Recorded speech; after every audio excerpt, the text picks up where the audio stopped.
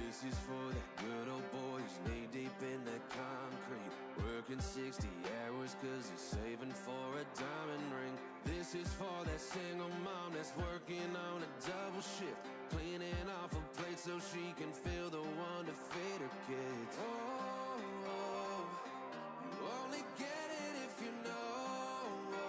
And I know I work my fingers to the bone till I ain't got nothing left. I earn everything I own, sign my name with blood and sweat. And it goes one time if your boots get muddy, two times if your truck ain't clean, three times if you're just like me.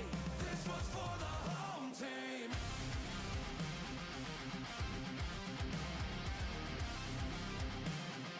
This one's for the home team. Put 'em up if you're just like me. This one's for the home team.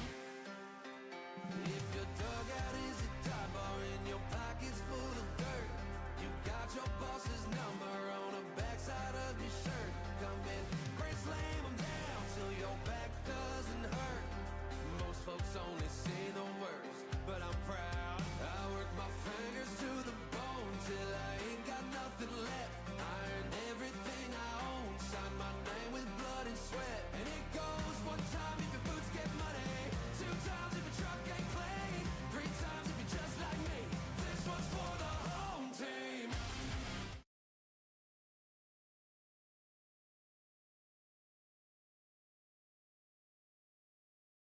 Over to Salat, Keplinger, shot, save. This is the words heard all around Binghamton. The Black Bears are Commissioner's Cup champions.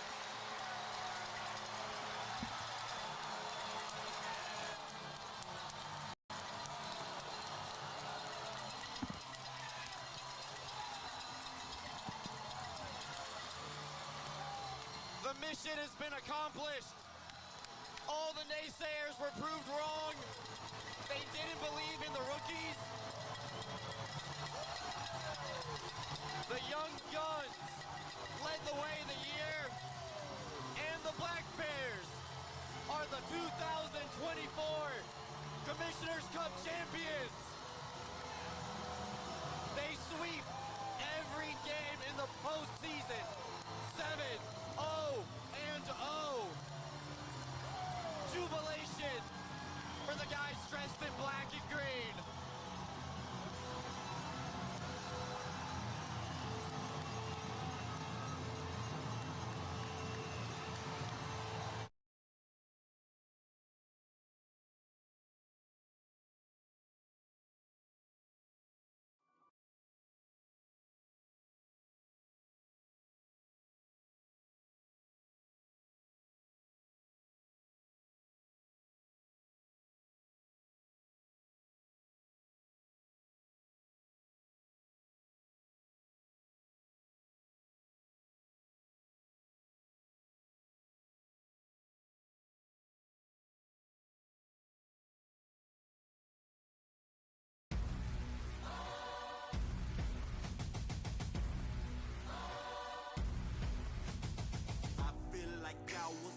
Just for this moment, I feel like this is my fate. I was chosen.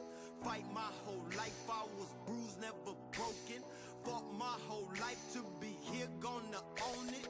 Give me the trophies, the round of applause. They gonna know me, I sound the alarm. I run through fire, I break through the walls, and I know in the end's gonna be me standing tall. You feel that pressure? I know it's for me. Yeah, I want it all. Yeah, I want the glory.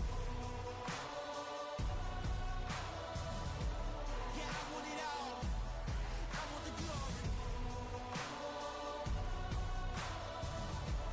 Yeah, I want it all. I want the glory. Oh, glory, glory. I tell my story. I'm standing tall. I feel enormous. I gotta go get it, get out of my way. This is my life and I'm not here to play. This is my moment and I'm here to stay. Look at me now, I'm one of the greats. This is my time, this is my dream. I'm the pride, I'm the king, I'm the light, I'm the beam. I'm on top, y'all see me. I'm the one that they need. I'm the one, best believe, number one guaranteed.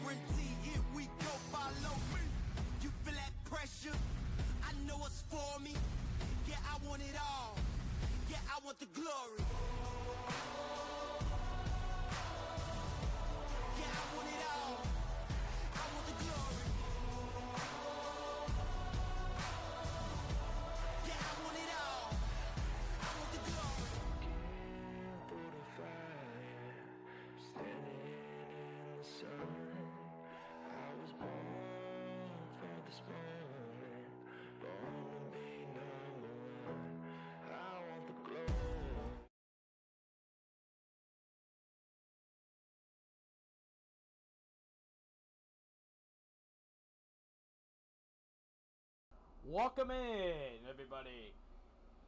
For tonight's starting lineup against the Carolina Thunderbirds versus the Binghamton Black Bears.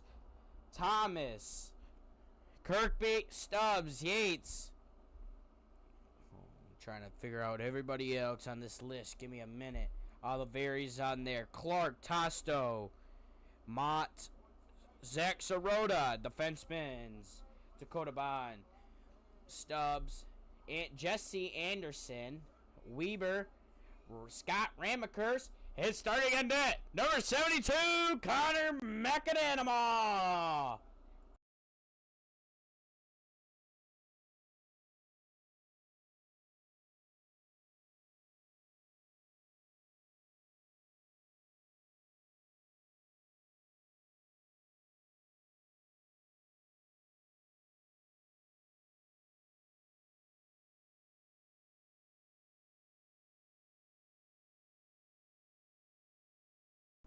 And do not forget, tomorrow night's game is at 6:05 on a Saturday.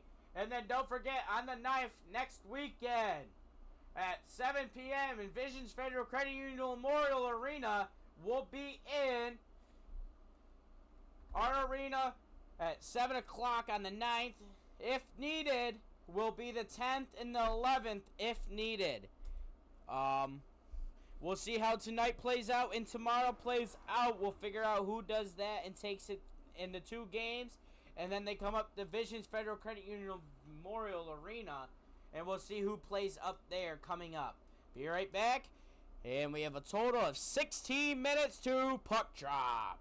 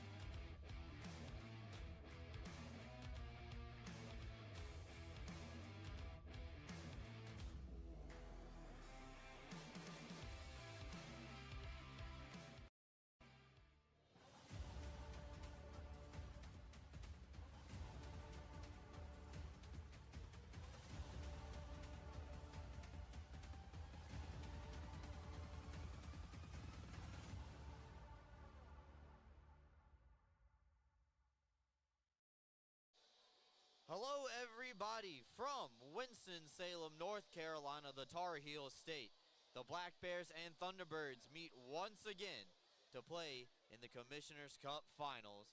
Game 1 just minutes away here tonight on the road. You're listening live here on YouTube. Brooks Hill, Cole Parenti, and tonight's very, very special cameraman, Nick Moran, joining us here on his first ever road trip with the team. So expect big things from intern Nick running the camera tonight with us down here in Winston-Salem.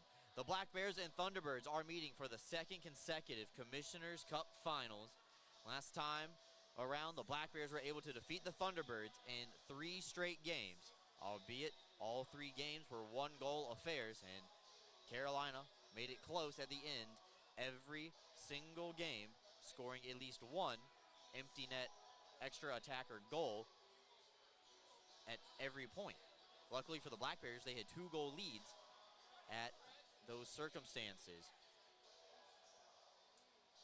Cole, it's been a long time since we've seen this arena, almost exactly a year to the date since the last time the Black Bears were inside of the fairgrounds here in Winston-Salem.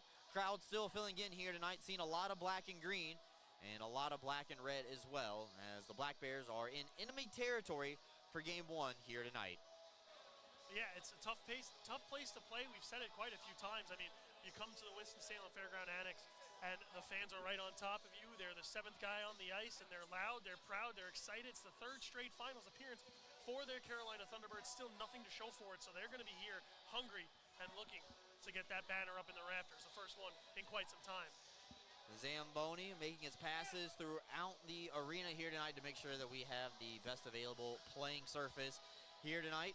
And remember, tonight's broadcast is going to be ad-free. It'll just be me and Cole talking with a little bit of pauses going on in between. So this is the way that we are going to carry out the finals, and we'll figure out next year when we get there.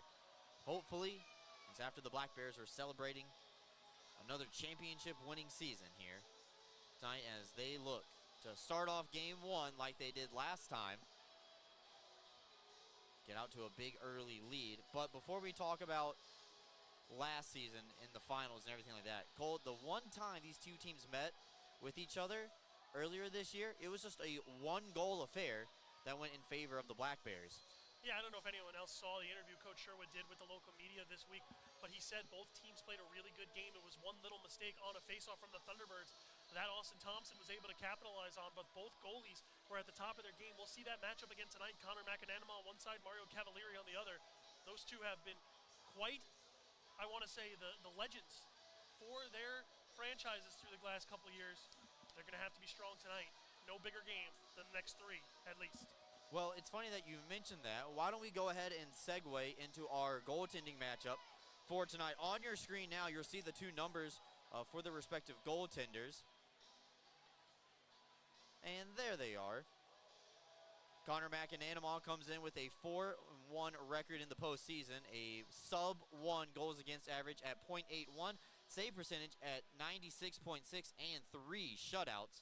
All 3 of those shutouts come at home. Facing off with Mario Cavalieri tonight, he's 3-1 with a .157 goals against average and a save percentage of 95.3. So, could be a goaltending duel like we saw back in March earlier this season, or the Black Bears can get out to a 3-0 lead like they did last time in the first period against the Thunderbirds in the finals down here in the Winston-Salem Fairgrounds. Going to be a great night of hockey. The 2 best teams all season long in the FPHL battling it out here for at least 60 minutes. Who knows? We might be here all night. Could be a trip for the long haul. The Black Bears, staff included, making their way down here to tonight's contest. Cole, I know you guys were traveling down in the van while I was on the bus a day earlier. Talk about the bonding experience you guys got to have as a staff and how excited everybody in the Black Bears organization is to be down here for these finals. Well, we were definitely really close in that van, but it was a lot less tight than it was last year. We had 2 more bodies with us too, so everyone was really excited to get down here and get back into this action. Brooks, it was a fun experience last year. Getting to come here to Winston-Salem, a place I'd never been, and getting to come back was already great. I mean, the bonding experience we had in the hotel was amazing. I've already lost about 4 games of Mario Tennis, so we're right back to where we were last year, mid-season 4. Well, you're putting up Gary numbers right there with those kind of stats. Miss our friends Gary and Josh, who unfortunately couldn't make the trip down with us. But Nick's going to do the best he can running the camera here tonight for us as we get set for FPHL hockey. We are about 7 minutes away from the puck getting dropped here tonight at the Winston-Salem Fairgrounds.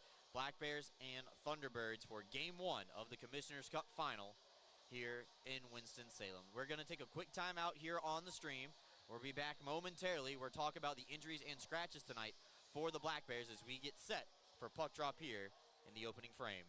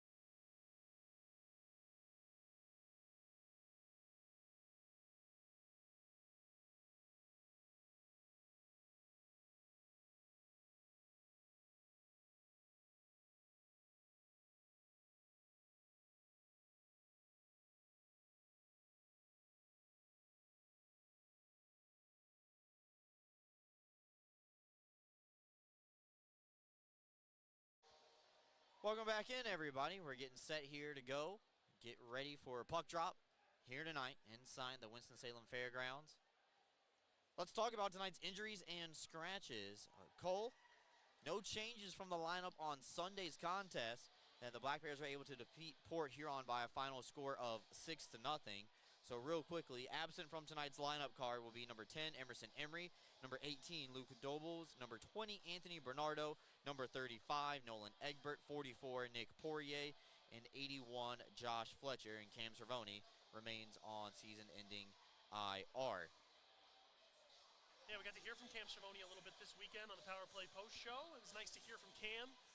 Talked about the mindset that we saw. Why would you change up this lineup when they all had the same similar thing where Mac and Animal will tell them, either eat the puck or get out of my way so I can make the save. Be looking for that tonight. These 11 forwards, 5 defensemen, they're going to look to block pucks, and if not, they're going to look at Mac and Animal to turn the door. One thing worth mentioning for the Thunderbirds, they put Joe Cagliosi back on the IR, and Salev does get activated. However, he is not listed in the lineup tonight for the Thunderbirds, so he will remain a scratch. Big addition for the T-Birds coming back into the lineup. Dawson Baker, who has missed a majority of the season due to multiple injuries, is going to draw in on the third line tonight with John Butita and Nate Keeley. That's an added plus back for the Thunderbirds as well. And as Cole mentioned to it while we were talking about the Black Bears, they're going to go with 11 forwards and 5 defensemen once again for the third consecutive game. Defensemen will be Bond, Stone, Anderson, Weber, and Romikers rotating in with that odd number. So going to see a lot of revolving door, especially with those final 3 names, Anderson, Ramikers, and Weber. As the T-Birds coaching staff starts to make their way to the ice, we're getting set closer and closer here for warm-ups tonight. As Black Bears and Thunderbirds set to meet for only the second time this season here in Game 1 of the Commissioner's Cup Final. Isn't that kind of the way you want it? You want to see different people slotting in the finals at different times, and you want to see 2 teams that really haven't had much time together get to have a chance. Brant Sherwood and Dylan Konechny making their way out onto the ice.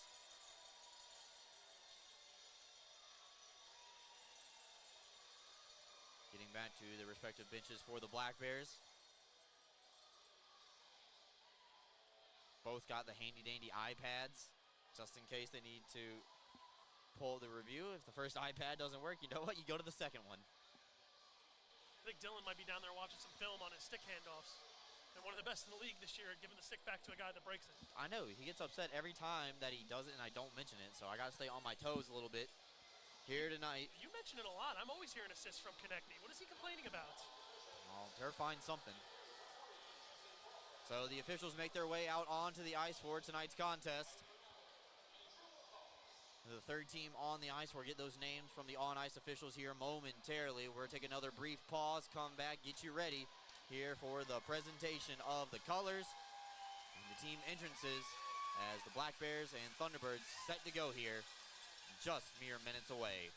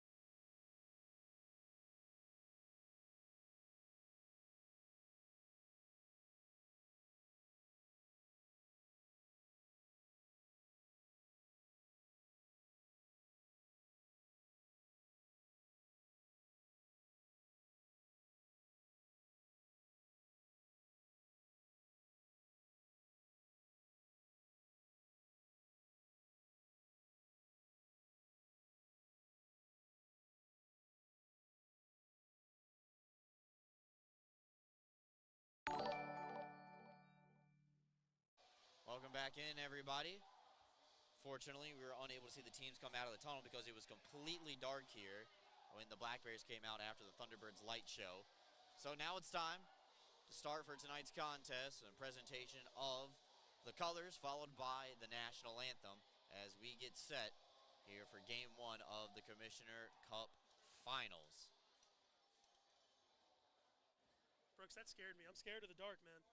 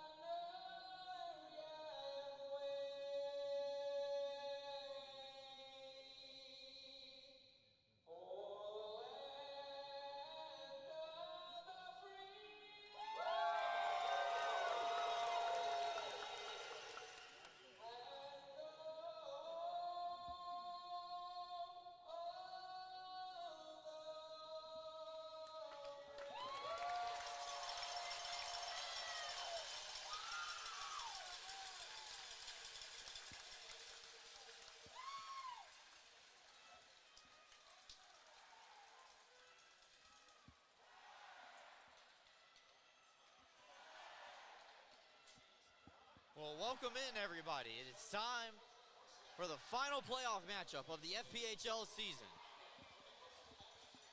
All eyes are down here tonight inside the Winston-Salem Fairgrounds. Brooks Hill, Cole Parenti, and Nick Moran taking you through the journey here tonight as we get set for the start of tonight's game. Starters for the Black Bears will be the second line of Gavin Yates, Kyle Steffen, and Don Oliveri. Jesse Anderson and Dan Weber will be on the blue line in front of Connor McAnanamaw. Thunderbirds on the other side of things. We'll send out the line we'll start from the back moving forward with them will be James Farmer and Jordan Gagnon. On the blue, and Kramer, Ford, and White up front. Gonna hear a lot of cowbells throughout the entire night, so buckle up, get ready. The finals have started. Welcome into tonight's broadcast. Black Bears and Thunderbirds here. Only the second matchup of the season. Oliveri fires the first shot of the night. Cavalieri punches it back up to the blue line. Thunderbirds able to clear. White will flip it in, down low. Kramer tries to give chase on the reverse around the wall. Nobody home dressed in black as the Thunderbirds are in their home jerseys tonight. Binghamton in the traditional white jerseys with black bottoms as the visitors. Oliveri tries to play it down low, instead pins it up against the wall. Allows Kirkby and Yates to try to work a two-man game down low.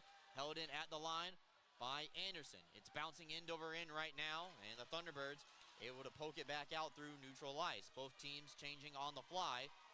Now Weber will skate through the center ice circle, throw a low angle shot for Cavalieri on the drive from center ice. Second shot of the night belonging to the Black Bears as well.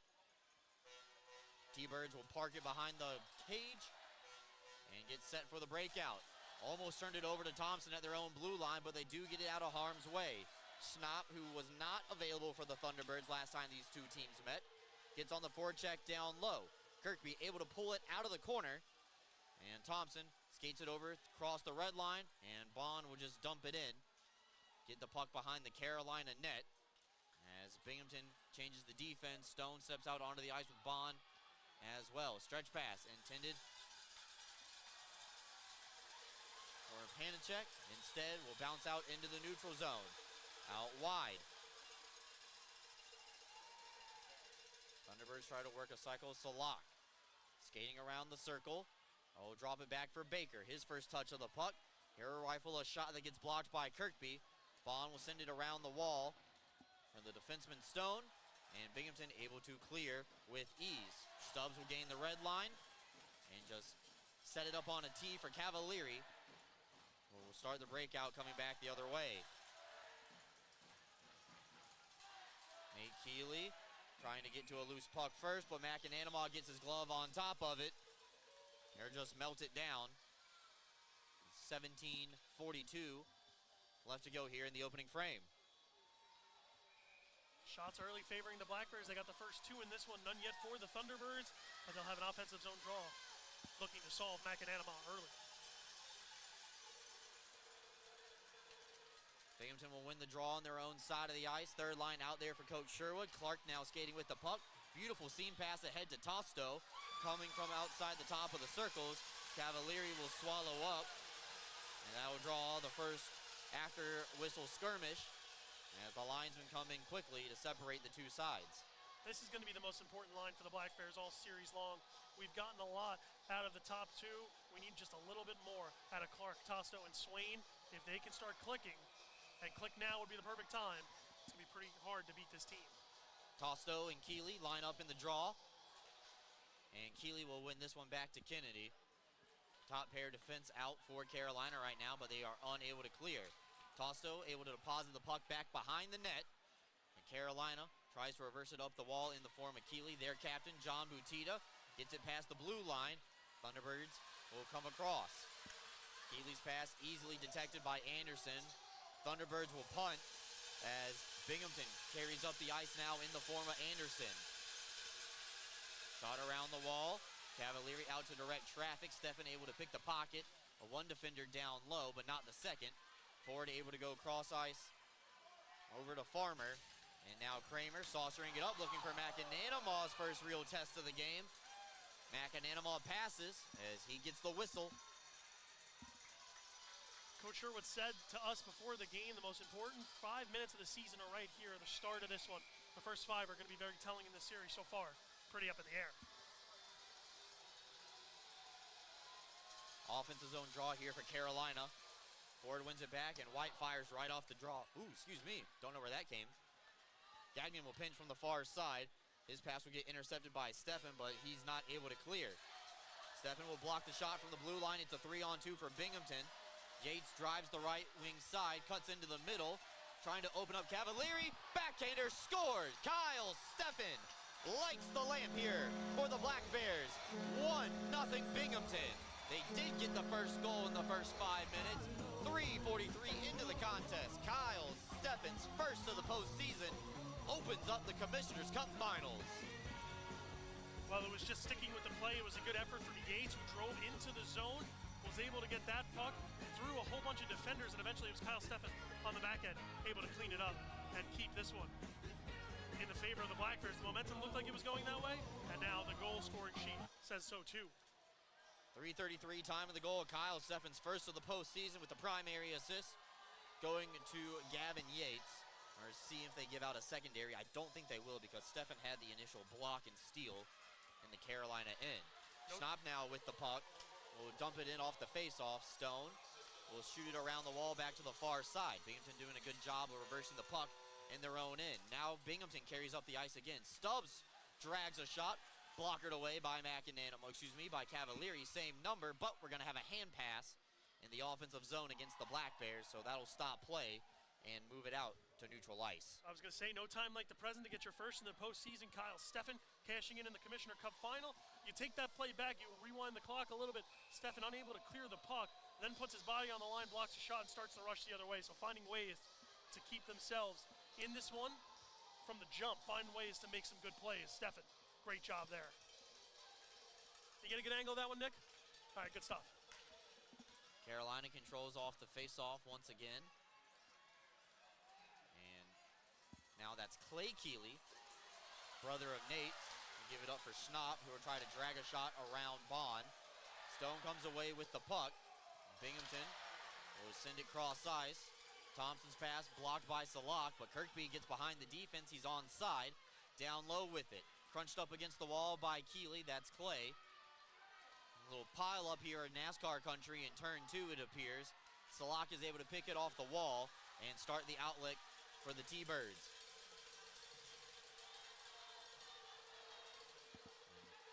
Open ice allows the Black Bears to come away with the loose puck. Anderson right back to Stubbs, who's still out there with from the top line shift. We'll send it cross ice for Anderson. Pinched in.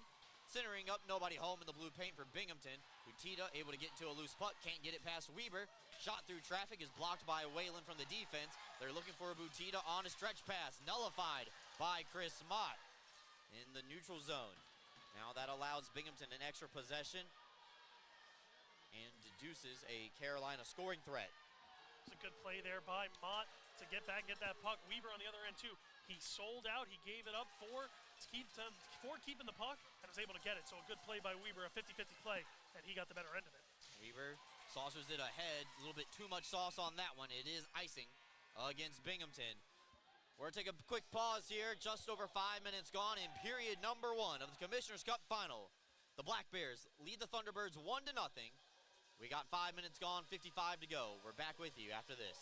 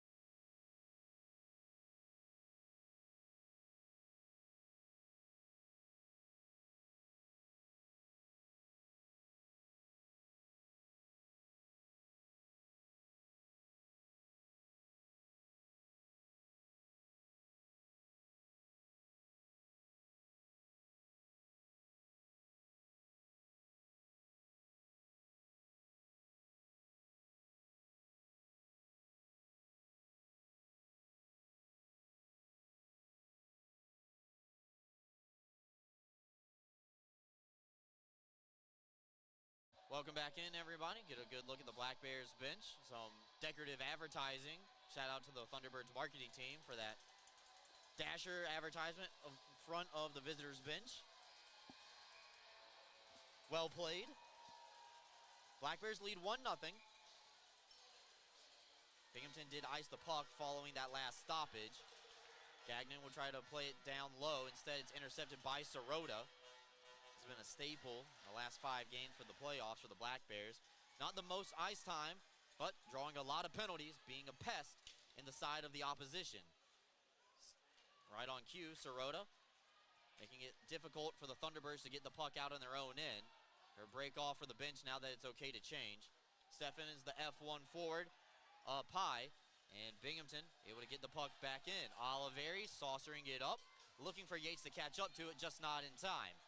Farmer able to knock it down on the far side of your screen, and her just pull it behind the cage. Let everybody for Carolina get their speed up as they start the breakout.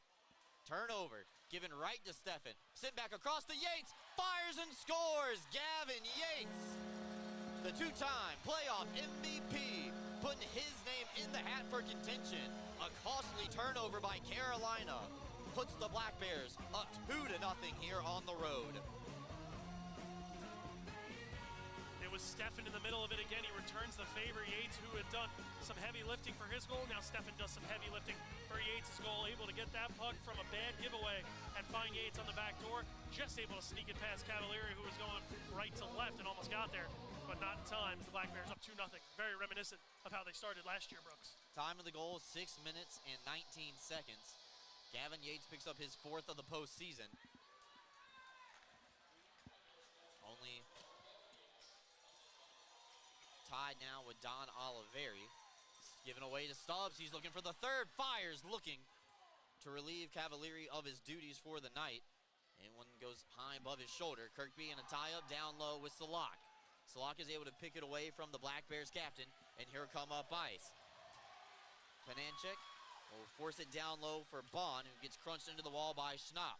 Look for Carolina to try to turn up the physicality here in a response as this first period continues on. It's been great for the Black Bears so far. Thunderbirds looking for a lifeline.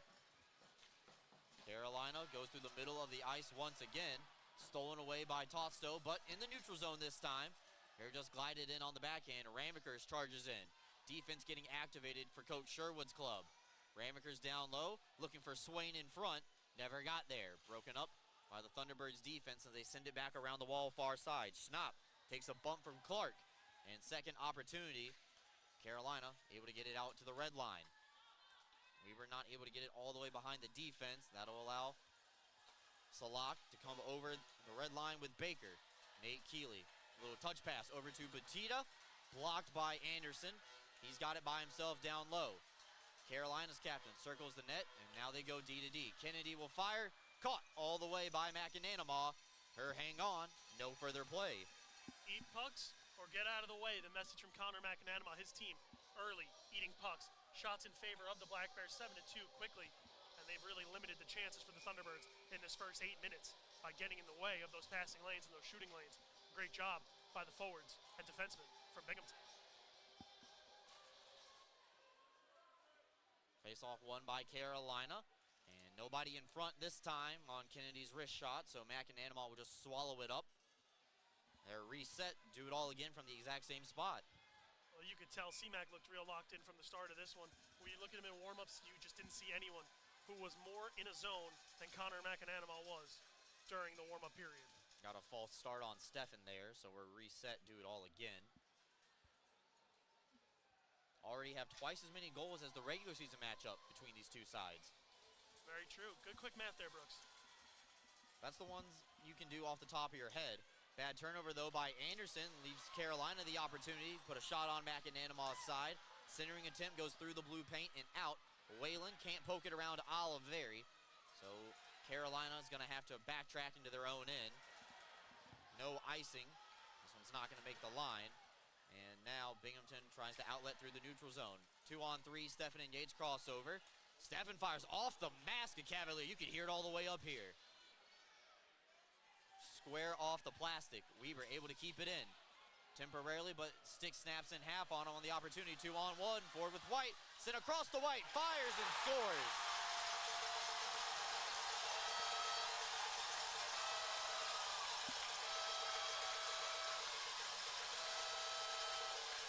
Well, it was the broken stick from Weber that caused all of that.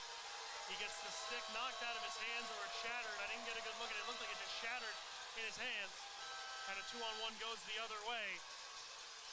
And it goes cross ice. Nothing Macananama could do about that. His first goal allowed since game 1 against Port Huron, their second goal. So it's been quite a streak for Macananama. Comes to an end here, and it's 2-1. 8:34 time in the goal for Zach White. Third goal of the playoffs. And now it is a 2-1 game in favor of the Black Bears. Just what the doctor ordered for Carolina. Stubbs right off the draw, comes in down low with it. He's stripped of the puck by Farmer, but sent back around the wall to Gagnon. Tries to clear, not out. Bond on the forehand, his shot's blocked. They're looking for a stretch pass. This is offside against Carolina, and that'll be a stoppage.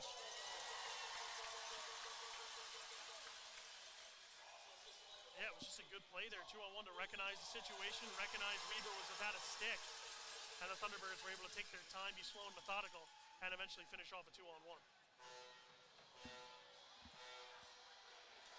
And they got the fans right back in this one, Brooks. So it's sent back around the wall. Binghamton was very careful of watching the puck bounce around this end wall that they're defending right now. They spent a lot of time practicing rims around the wall and the glass the last 2 days here at practice in Winston-Salem. Stubbs will slap it all the way down back to the far side, and they're going to call icing against Binghamton, as Carolina took a better angle for the dot. It's all about those angles. You got to make sure you get the closest one, the best one, to get to that puck, and that time in favor of the Thunderbirds.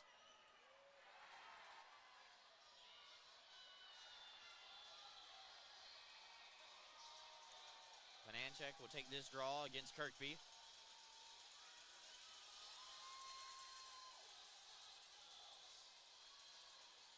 One warning issued.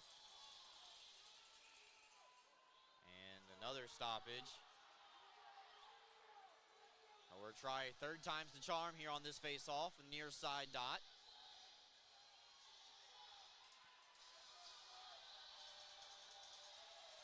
The next goal is going to be very important to swing the momentum. Either the Thunderbirds get this one tied up or Binghamton able to restore that 2-goal lead. You got to push hard here. You want to go up into that second period up by 2. So the Black Bears looking to restore that lead. Thunderbirds looking to make sure it's tied going into the break. Thompson sends it all the way down on target. Cavalieri's net, he had to make a save. Kirkby will steer it down low for Stubbs, centering for Thompson, and then got a whack on it. Cavalieri able to swallow up and deny the opportunity from Austin Thompson, still searching for his first goal of the postseason. Cavalieri looking to settle in after those 2 early ones, needing some saves to get himself back in the mindset. That was not an easy one, but able to come up with it. I don't think he's seeing the puck very well right now, Brooks, as it seems to be hitting him in some awkward spots. The shots on goal so far are 10-5, favoring the Black Bears. They score with Gavin Yates and Kyle Steffen. Yates' goalie, the difference maker so far. Yates' goal, the difference maker so far in this one. Whalen will send it around the wall for Whalen, up to Batita. Keeley tries to chip it away. Ramaker's now in his own end, has the puck. He'll send it around the wall to the near side for Stubbs. Hit into the wall by Keeley. Binghamton's touch passes get intercepted by Carolina. They're send it all the way across for Kennedy. His shot easily detected by Macananama, and Herod just hang on. And this will be our second timeout of the period. Binghamton leads 2-1 here. Carolina getting the latest one on the board. 1 goal affair so far, 3 goals in the first 10 minutes between these two heavyweights. Back with you right after this.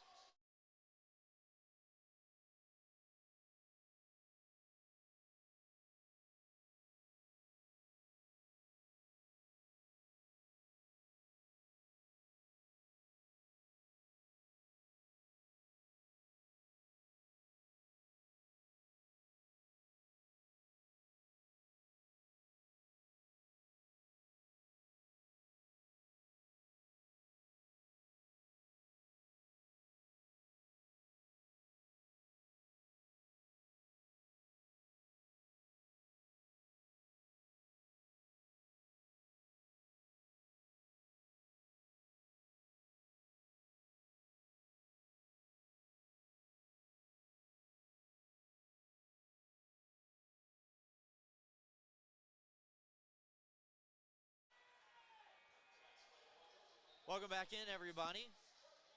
Just over 10 minutes gone here in period number 1 tonight of game 1 of the Commissioner's Cup final. Black Bears have made the Thunderbirds pay off 2 kind of bad turnovers for Carolina, a little uncharacteristic for the Thunderbirds. It led directly into goals, and Carolina had a 2-on-1 forward to White, and they were able to cash in. Off the face-off, Sirota with Mott cross over the line. Sirota fires, misses well wide of the target. It will come over to White, far side. He tries to settle it down, stripped of the puck by Tosto. And this one touches a player on the Binghamton bench, so we get a stoppage or reset the puck in the neutral zone and do it all again. Mott and Sirota's minutes are going to be huge here for the Black Bears. They're the guys looking to provide a spark, looking to keep the team energized and in it. So we're going to have to see how they're able to play. And you can see Zach Sirota already up some of his old tricks. So you see Zach White and Zach Sirota getting some instruction from the officials.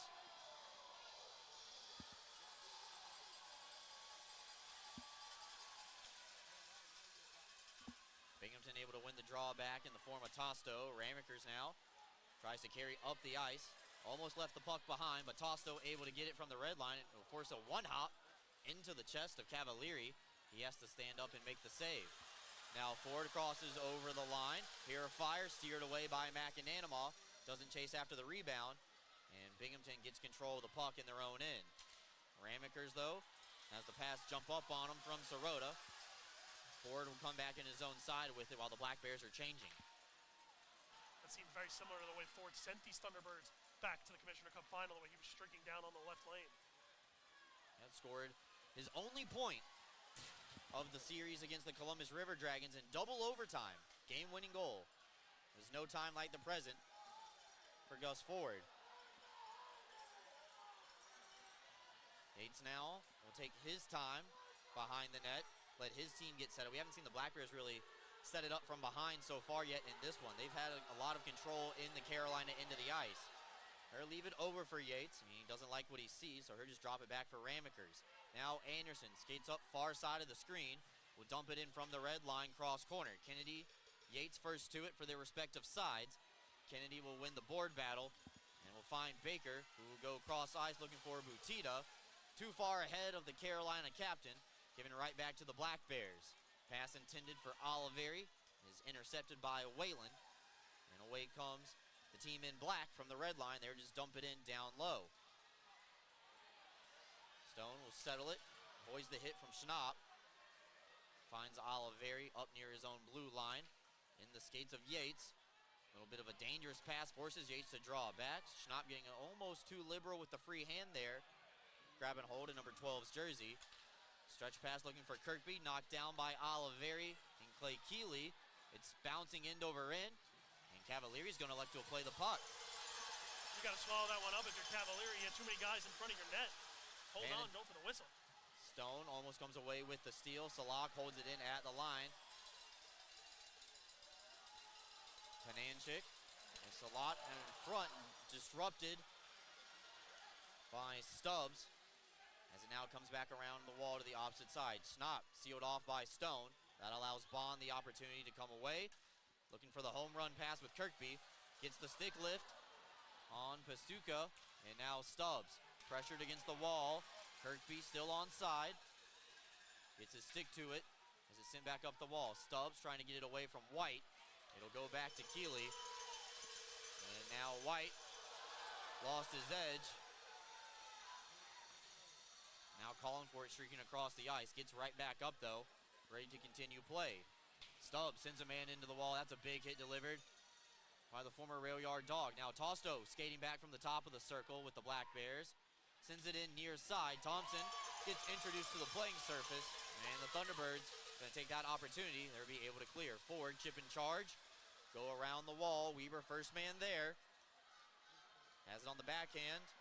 And will calmly play it back, show off his stick-caping capability as the Black Bears touch it through their own end. Anderson crosses the line, onside, cuts into the middle, reverse shot, caught, stand-up save made by Cavalieri, and he'll hang on with 6:03 left to go here in the frame. Cavaliers look much better in the second half of this frame, able to keep pucks in front of him, keep him away from his awkward angles, and able to get his glove on him. So a better job by Cavalieri since the start. Shots on goal are now 13-8. Still a 5-shot margin favoring the Black Bears, as both teams take this opportunity after the frozen puck to change. It looks like it'll be Kirkby, Swain, and Clark right now with Weber and Anderson for Binghamton.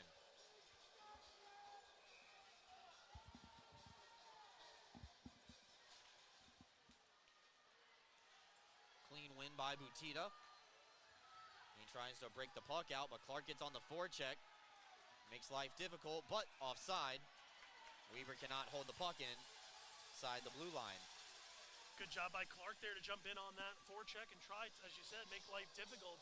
Try to keep the puck away from the Thunderbirds. It looks like the Black Bears are going to elect to keep Tyson Kirkby on the ice with Cam Clark and Nick Swain here in Blake Tosto's usual spot.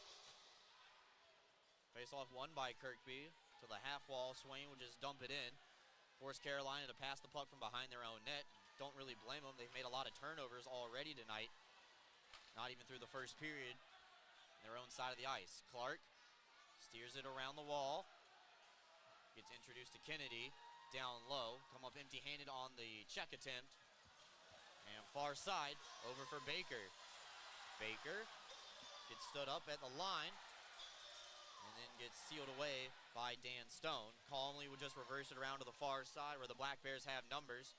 Swain dances around the first guy. This is delayed offside against Carolina, but Binghamton gets that puck outletted all the way from the blue line up to Kirkby at the opposite side of the ice.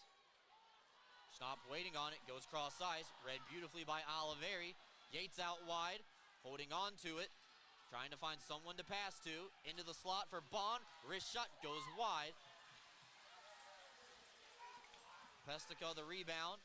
Binghamton trying to fight for control, and this one will come all the way down. It is icing if it doesn't touch McAnanamaw. Right on cue. Goaltender has to play the puck. Oliveri now. Touch pass back over from Yates from Bond. His ice gets cut in half by Farmer. Down low. Carolina able to break it right back up the ice. Panicek over to Weber. Didn't get a clean handle on it. It healed on him. Carolina goes for a line change. Binghamton will start the process of getting their forwards off the ice as well. Cross ice pass from Weber, intercepted by Kramer. Down low, this is Ford. Coming away with the extra possession for Carolina. Back down low looking for Ford. Weber makes up for it. And he's able to get the steal, elevates it back out to the red line while Carolina touches up. Ford crunched into the wall. Weber far side. Touch pass ahead for Stubbs. And here just backhand one. Pass forward at the blue line. Carolina will maintain control when they regroup through their own side. Farmer through traffic. Save made by McAnanamaw. They fight for a rebound. It gets poked back up to White. Sent back across the ice. And Ramekers gets his stick in the way. Deflects it into the safety net. Out of play. We're taking time out, everybody, here. Less than 4 left to go in the opening frame of period number 1 of the Commissioner's Cup Final, Game 1. Binghamton leads 2-1 in Carolina. That's what we were going for. Back with you right after this.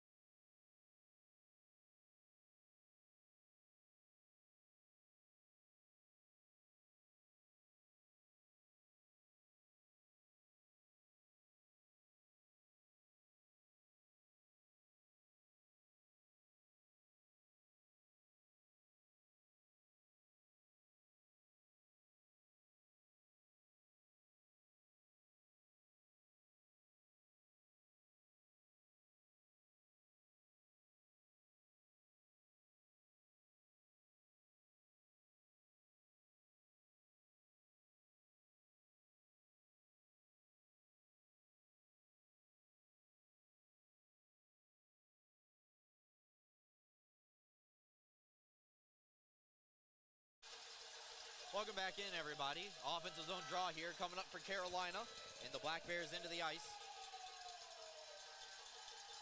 Forward out to take the draw against Kirkby. Set face-off formation for Carolina. They have Farmer located directly behind their centerman, but Kirkby will nullify that play as the Black Bears win it cleanly in their own end. Stone tries to elevate it out.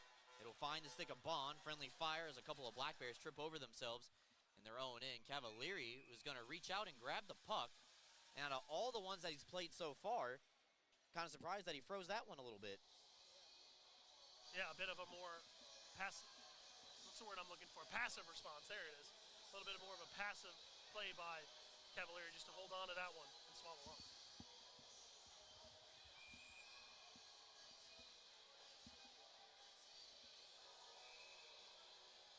Offensive zone draw for Binghamton now. Kirkby and Ford again. A little bit of false start on the wingers. They're going to ask Ford to leave. White will come in to take the draw. Former ECHLer Zach White, playing with the Iowa Heartlanders, AA affiliate of the Minnesota Wild. Joined the Black Bears after Christmas. Has been a big added plus here for Carolina in the second half of the season. A big reason they were able to surpass Athens and win the Continental Division in the regular season. Big crunching hit by Stone on Gagnon. That'll get the crowd silenced for just a little bit. Thompson will try to go back across the ice, gets around Ford, but Ford picks the pocket of Thompson. Bouncing end over end, Gagnon tries to reverse it around the wall. Everybody swarming to it in a black jersey. Kennedy able to skate it out of the blue line himself. Tries to get it deep, but it'll find Weber instead, dressed in white. Gus Ford, last year's MVP. Today, Garrett Milan named the MVP, so passing the torch is number 10 for the Thunderbirds. Just inside the blue line, Nate Keeley has a wrist shot kicked away with a purpose by McAnanama. Gets to the rebound now from the half wall. Baker looking for an opportunity on the doorstep. Butita almost slid it past McAnanama, but it travels wide. Held in by Whalen. This one misses everything over to Sirota, far side. Good pressure right here from the Thunderbirds and the Black Bears side of the ice. Tosto and Sirota pinned up against the wall. Just under 2 minutes left to go here in the first period. Still bouncing around. Tosto upended. And Sirota able to find Stubbs, who does the smart play, just flicks it high into the air out through the neutral zone so the Black Bears can get a partial line change. Oliveri steps out onto the ice. They send it around the wall. Sirota chops at it. And then we'll let the Don father settle it down. Stretched ahead for Tosto. He was offside, so he didn't touch it. No icing, because the Thunderbirds looked at it a little bit too long before they decided what to do with it. Now Salak has it coming up the ice. Try to use his frame to shield away. Panicek will rifle. And Yates gets his stick in the passing lane, or shooting lane rather, goes into the netting, out of play with a minute 18 left to go here in the first period. It's a great play by Yates. A pretty good look for Panicek there to try to get one off onto McAnanama, and Yates slams the door. The Thunderbirds climbing back in the shot column, 14-12 in favor of the Black Bears. So a good late period push from Carolina.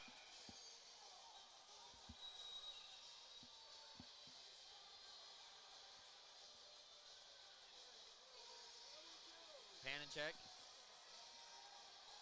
and Steffen line up for the draw. It's bouncing around the blue paint, still available. Stone finds it first on the far side, and now Hurst skate up ice with it, leading the charge for the Black Bears. Shave up some ice at the top of the circles. He's able to get the puck down low, and Yates will reverse course, going back to the opposite side. Brushes off a weak hit, but then sent down to the ice by Schnapp. Has the puck now. Red line sending far side, stolen away by Steffen. Steffen tries to get it back over to Yates, a little bit too far in front of Gavin. This is just pinballing around here, 40 seconds left to go in the frame. Stone able to get it out past the blue line. Delayed offside against Carolina, so Salak has to retreat before he can come back across. Yates gets past Panicek. Reverses it back over for Oliveri, and a little bit of a hit after the play against Yates. Now Panicek, a high aerial flip looking for White. It's knocked down. Carolina sent all the way back across, waiting back, and Animal able to make the save. Sent back up top for Farmer. His shot goes in down low. 8 seconds left to go here in the period. Kirkby goes outside the blue line, aerial flip out to center ice. Their rifle one more for good measure. Kirkby blocks it, and that is where the period is going to come to a close. Gagnon should have just let that puck go down. He may have had a 2-second chance at an icing there, but instead elects to knock it down, and we're off to our first intermission of the finals. Black Bears will skate into the locker room with a 2-1 lead over the Thunderbirds. 2 even strength goals from Binghamton. Gavin Yates and Kyle Steffen each getting a goal and assist to start the contest.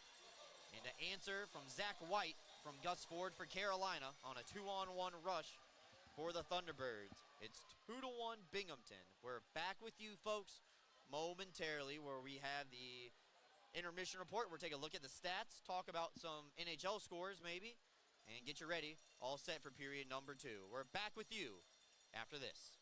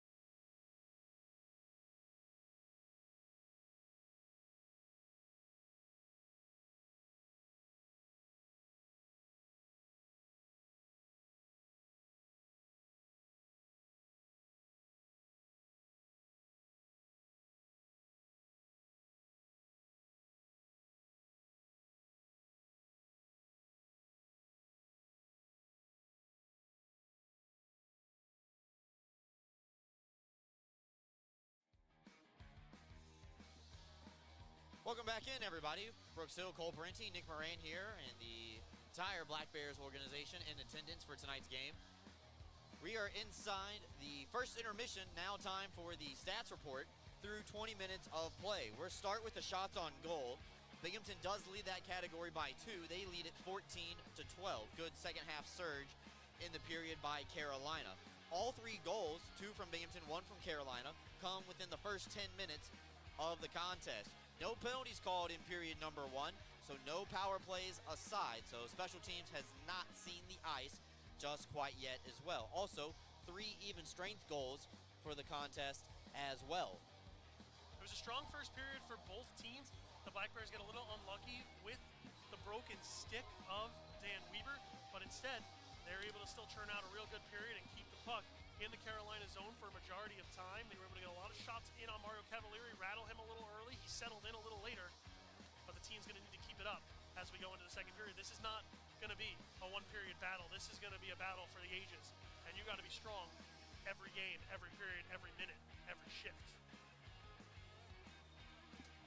We're going to take another timeout, come back, update you on the NHL out-of-town scoreboard. I just believe Cole said there was only one game going on tonight. Is that correct? So far, I'll have to double-check that, but it looks like it's just Winnipeg and St. Louis. Okay, so we're yeah, that's it. Okay, yep. All right, we'll update everybody on that here momentarily. We're taking another pause and get you set for period number 2. We're back with you after this.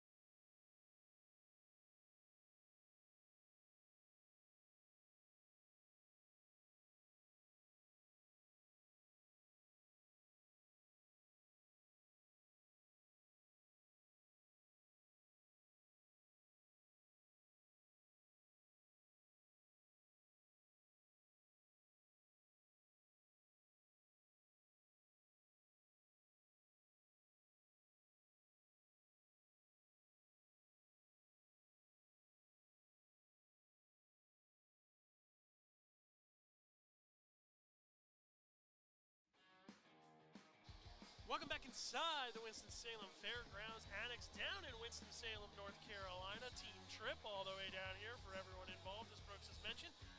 Front office included. And we're going to take a quick look at the out-of-town scoreboard. At least that's what I was tasked to do.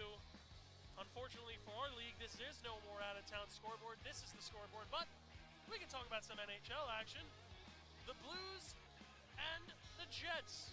Game 6 in St. Louis sees the home team Blues leading on a Philip Broberg goal, 1-0. Dylan DeMello just took a penalty to put the Blues back on the power play, so we'll see how that goes. That's all we really have for the out-of-town scoreboard, unless we go through round 1. Toronto beat Ottawa 4-2 games-wise. Florida beats Tampa 4-1. Washington wins 4-1 over Montreal. Carolina wins 4-1 over New Jersey. And Vegas wins 4-2 over Minnesota, ending Marc-Andre Fleury's illustrious career. Edmonton downs Los Angeles 4-2, and the only two series still going on. 3-2, Winnipeg leads the St. Louis series, and set up for a Game 7, Colorado and Dallas. Should be an electric one taking place in Dallas. That's all we really have for an out-of-town scoreboard. Everyone else, season is over. Unless we start talking baseball, but I don't think that's why you come here, so we'll be right back after this.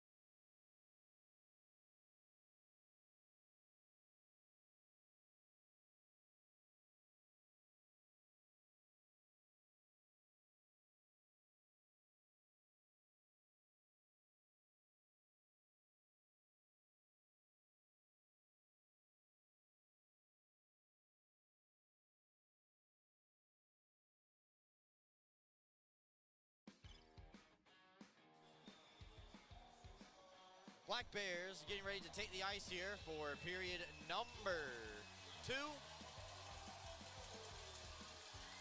They have a 2-1 advantage over the Carolina Thunderbirds. First 2 goals came in the form of Kyle Steffens' first to the postseason.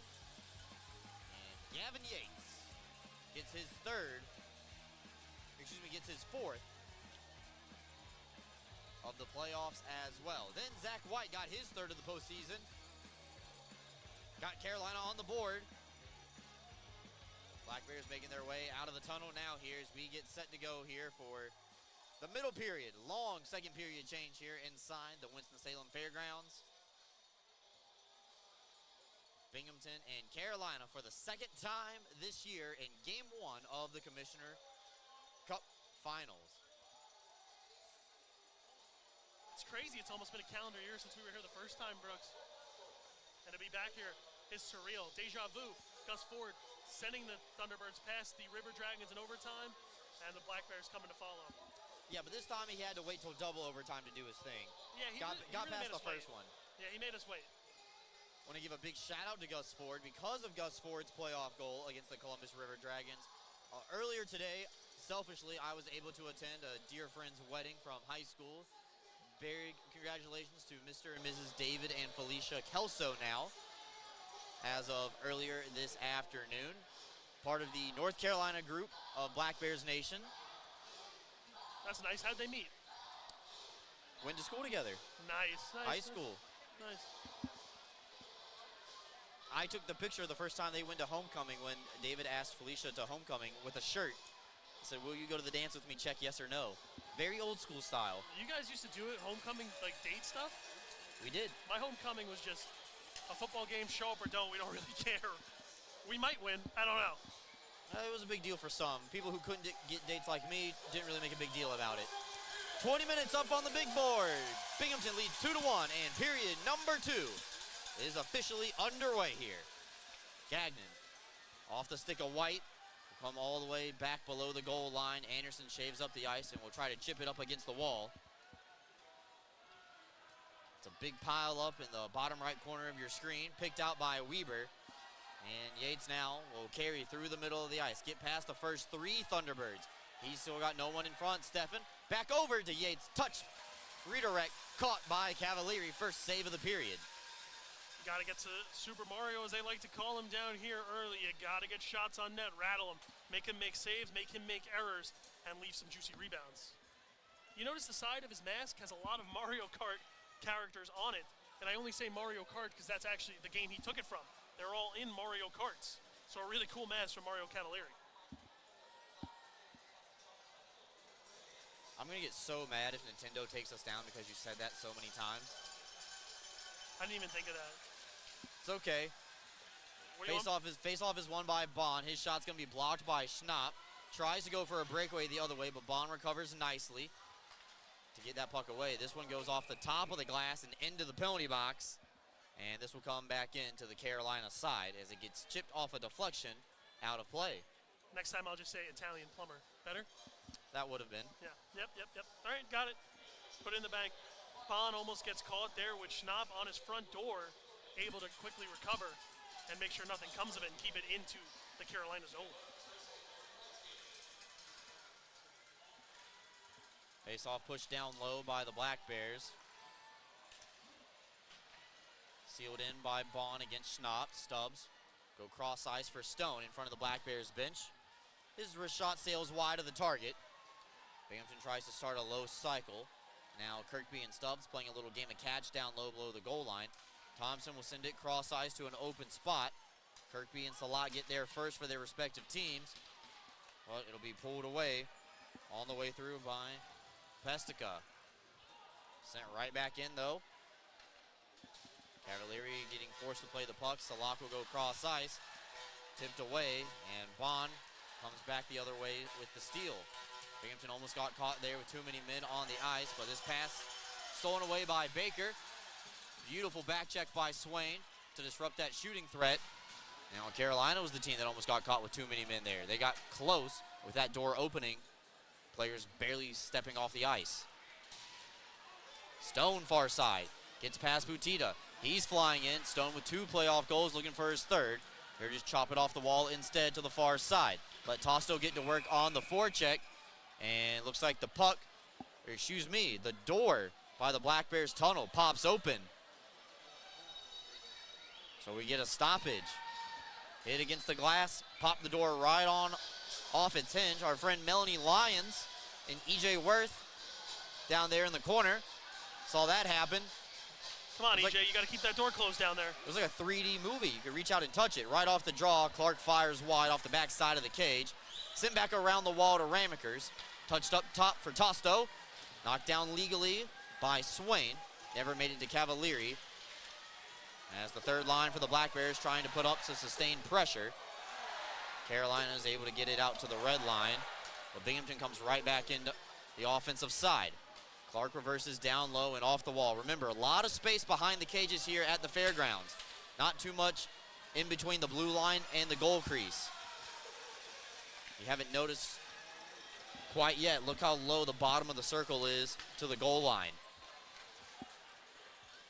Anderson getting pushed around a little bit by Butita. Black Bears, though, are able to break it out. Oliveri all the way up to Yates. Touches it past Farmer. Does his job and gets it down low. Forces the defender to reverse course. Carolina punts it back out to the neutral zone.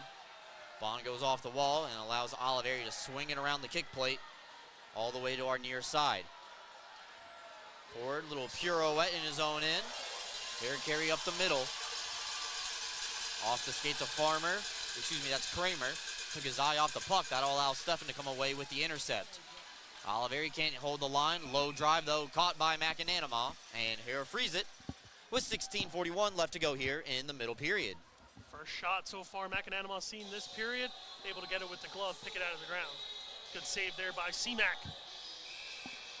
Now 13 shots for the Thunderbirds. Look at that zoom in on the camera. What a great job right there. Ford breaks his stick off the face-off. He has to break over to the bench for a new one. That allows Black Bears a little bit of time and space to start a breakout. Stefan tries to go in stride for Bond, a little bit too far ahead, but Bond uses his speed to catch up to it. Lost an edge down low. Gets his helmet knocked off as well. He has to go immediately to the bench. Here to do so. Yates has it poked off of his stick into the neutral zone. Weaver will come onto the ice for the dislodged Bond as Oliveri takes a spill away from the play with Salak.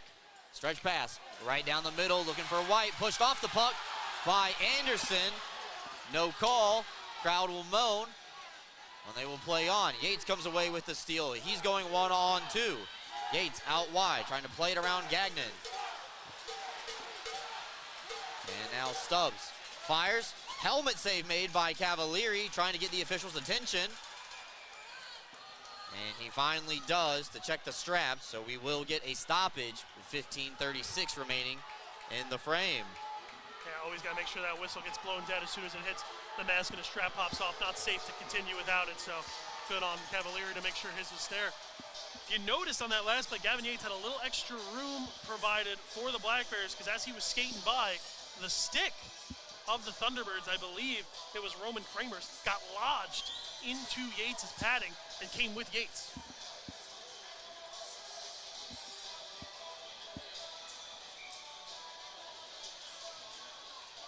Offensive zone draw here for Binghamton. Kirkby will lose it to Panicek. And now they're outlet it through the neutral zone back over to Weber. Schnapp is offside. Carolina can't touch the puck right now. That'll allow Anderson a little bit of extra space to bring it in all the way from the defensive blue line up to the offensive side. Here we'll play it back around the wall. Schnapp trying to come away with the steal. Carolina again delayed offside. Slapped around the wall back to the far side. Weber's waiting for it. Tries to play it around Schnapp. Doesn't work out. Centering up through the defense. Splits everybody all the way back down to Cavalieri on his own end of the ice. Good defensive recovery there from the Black Bears. Here we go. A little turnover. Thompson waited on it. And Pesica now skates back the other way. Saucered ahead. aerial deflection by Keeley made the puck bounce end over end. And now Thompson back in on the other side. We're waiting for Friends to pass to. His team is rolling a line change right now. Tosto comes away with the steal. In tight. Tosto scores! Gets hit into the goaltender. Count it. Black Bears reclaim a 2-goal lead. Another Carolina turnover in their own end allows Blake Tosto to score his second of the postseason. I said from the top of the show this line was going to be uber important for the Black Bears, and Blake Tosto spent most of the season with Pensacola, returned and showing up big. Had a goal earlier in the postseason, a deflection this time. A little bit easier, able to get that puck off a steal and deposit it top shelf sock drawer past Cavalieri. And Binghamton restores their 2-goal lead.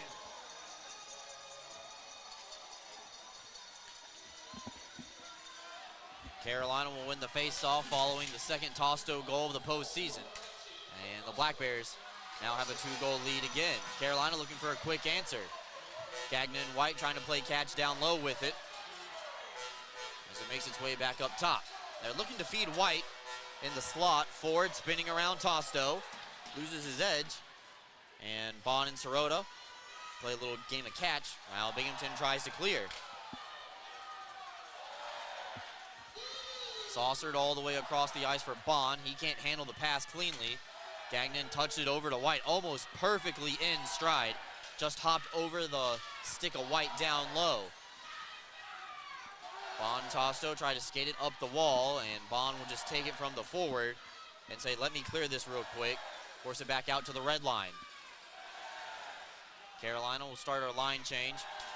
Ford and Salak up top as Ford now breaks over to the bench.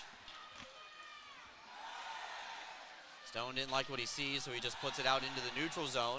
Almost for Panicek in stride. That would have been a bad 2-on-1 for the Black Bears.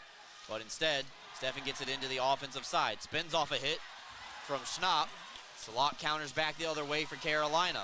His pass won't make it through Yates. Ramekers puts it outside the blue line. Forces a quick touch-up by the Thunderbirds. Still bouncing around. Panicek on the back end. Over to Schnapp. Send it high and wide above McAnanama. Oliveri goes off the glass and out. Binghamton dodges a bullet. And then Yates got his stick knocked out of his hand trying to block a shot. No foul there. And then Clay Keeley's pass knocked away by Oliveri. Another turnover by Carolina. Oliveri's down low on the backhand. Skates around the cage, centering up. Weber holds it in at the line. Goes between his legs to increase his angle. Oliveri tries to bank it off Cavalieri. That time he holds the post well. Schnapp tries to go over the top of Ramekers on the outlet pass, and instead this one will come all the way back. Kirkby's behind the red line, and this is icing with 12-12 left to go here in the frame. So we'll go to the next media timeout, and the Black Bears have reclaimed a 2-goal lead thanks to Blake Tosto. We're back with you right after this.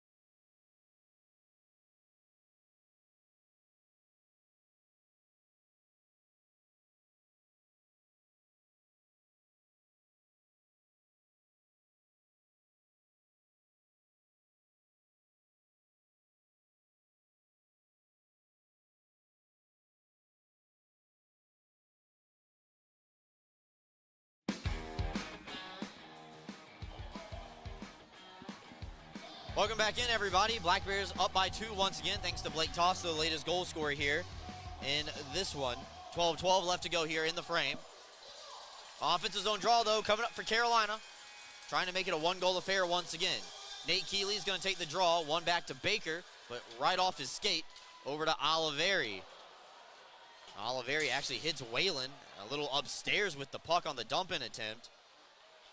Looked to be a little shaken up immediately after it, but appears to be okay. Kirkby able to get this one in deep. Binghamton can change if they want to now, following the icing violation.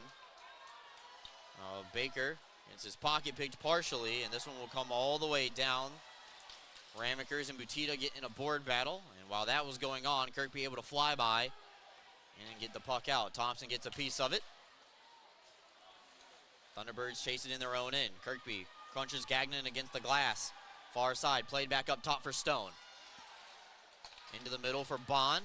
Defensemen got a little bit too close to each other there. That's a 10-foot pass. And Kirkby's turnaround bid gets deflected into the netting, out of play.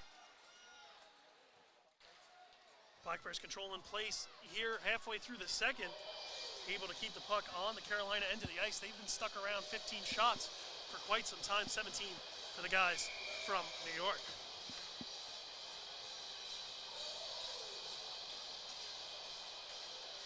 Beautiful Friday here in Winston-Salem as Knight surpasses us here. Cavalieri will just knuckle, or see a puck knuckle and catch it up against his shoulder.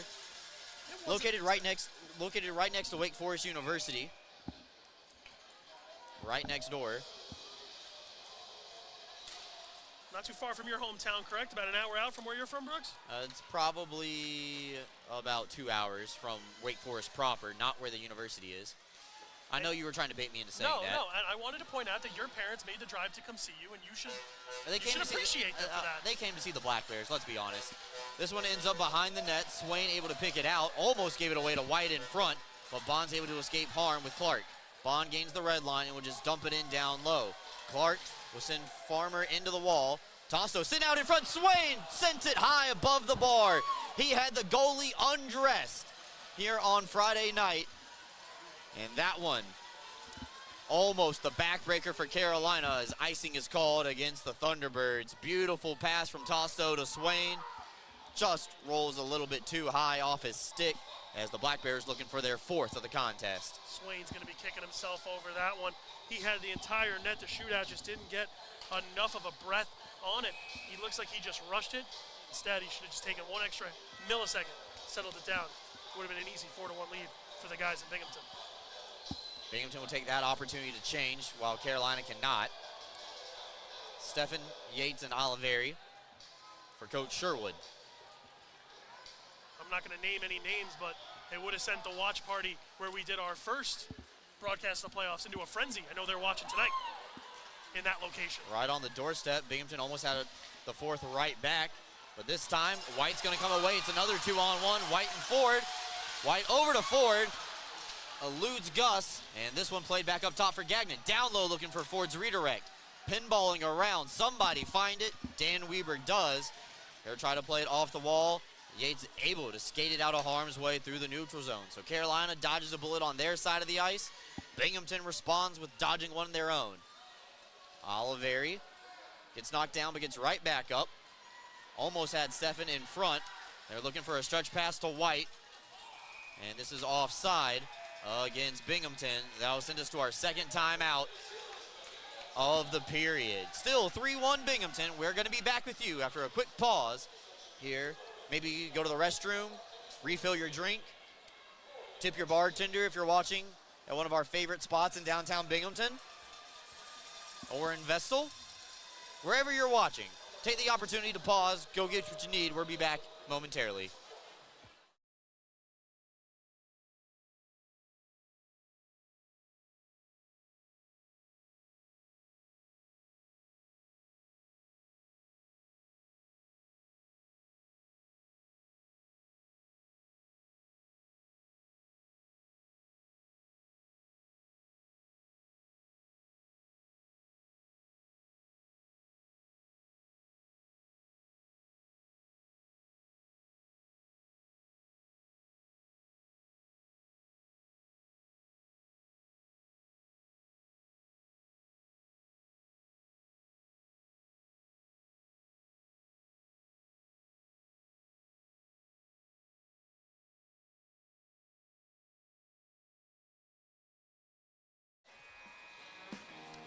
Welcome back in, everybody. We're halfway through the second period, 9:48 left to go here in the frame.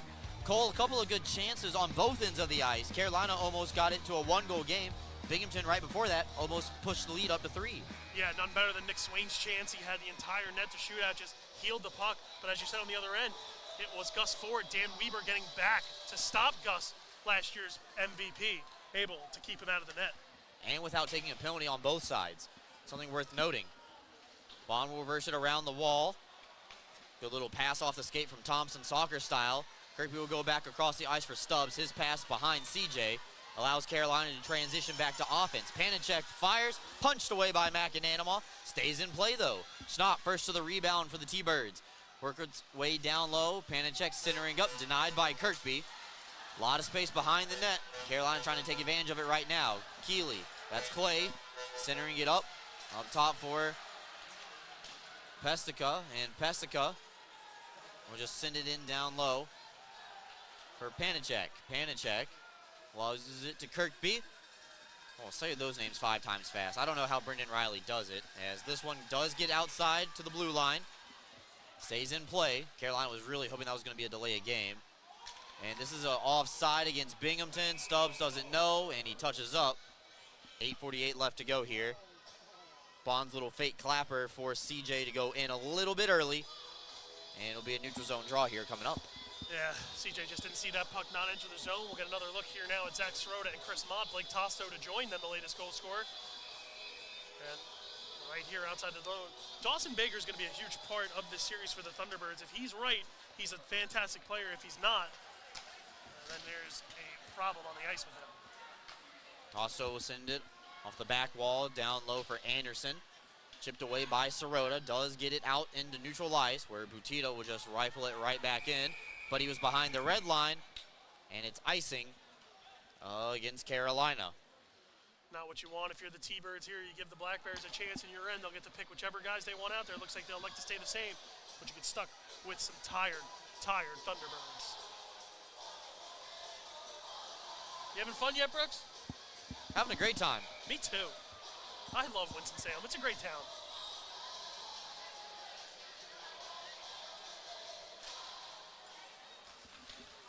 So Carolina will win the face-off following the icing violation, and Baker now carry up.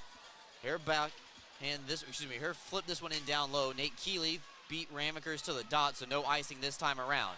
Butita will send it across ice for Kennedy. Drag a shot, punched away by McAnanama, still available, couldn't find the rebound. Tosto tries to clear, but it's not out. Second opportunity and effort from Sirota, gets it past the blue line. Sent right back in for the Thunderbirds to try to go to work on the forecheck. Good spin move by Anderson to dodge the brunt of the hit from Butita. As now Binghamton counters back quickly, trying to find Tosto on the touch pass instead. Down low for Anderson, sent through the blue paint and out. Here comes Ford and company for the Thunderbirds. Got a forward skating back in Sirota. Ford shot, blocked by Bond, right off the leg into the corner. Now Gagnon. Little head fake, trying to open up the defense. Nobody home, goes to the far side. Mott and Bond try to work a 2-man game, but Farmer reads the play beautifully and allows his former MVP, still great player Gus Ford, to come away with a takeaway temporarily. Sirota comes away with it though from the red line. Mott slaps it in, forces Cavalieri to come behind the net. Pressure coming from Steffen, trying to get another fortuitous bounce down low. Aerial flip, knocked out of midair by Ford. He's able to get it into the offensive side. Thunderbirds rolling a change. They keep it in as Yates comes away with the steal. Now Bond. Backhanders on side for Yates. Spins off the hit from Gagnon and will reverse it around the wall. Steffen far side. Sends it right back to Oliveri on the near side. Into the bumper for Yates. Gets it back as it pinballs off a couple of skates. Stone now walks in. A shot deflected by Cavalieri, does stay in play off the glass. Yates trying to spin around a hit. Does a good job getting against Gagnon. Still no penalty called here yet in this one, as both sides may be looking for a call down low in that little tussle. Farmer lost it on the steal. Here comes Binghamton on the counter. Bad change for Carolina. But they get bailed out as Yates loses his edge right at the blue line. Schnapp comes away with it, temporarily given right back to Yates. Here a crossover. Yates drags a shot, blocked by the defender in front. poked back out into neutral ice where Kirkby takes back over control for the Black Bears. Offside against the Thunderbirds as Schnapp was more content to finish his hit on Weber and to get back across the blue line here with 5:47 left to go. Yeah, just got caught trying to make the hit instead of make the good play, and Schnapp, a good player usually, there he gets caught in a bad place at a bad time.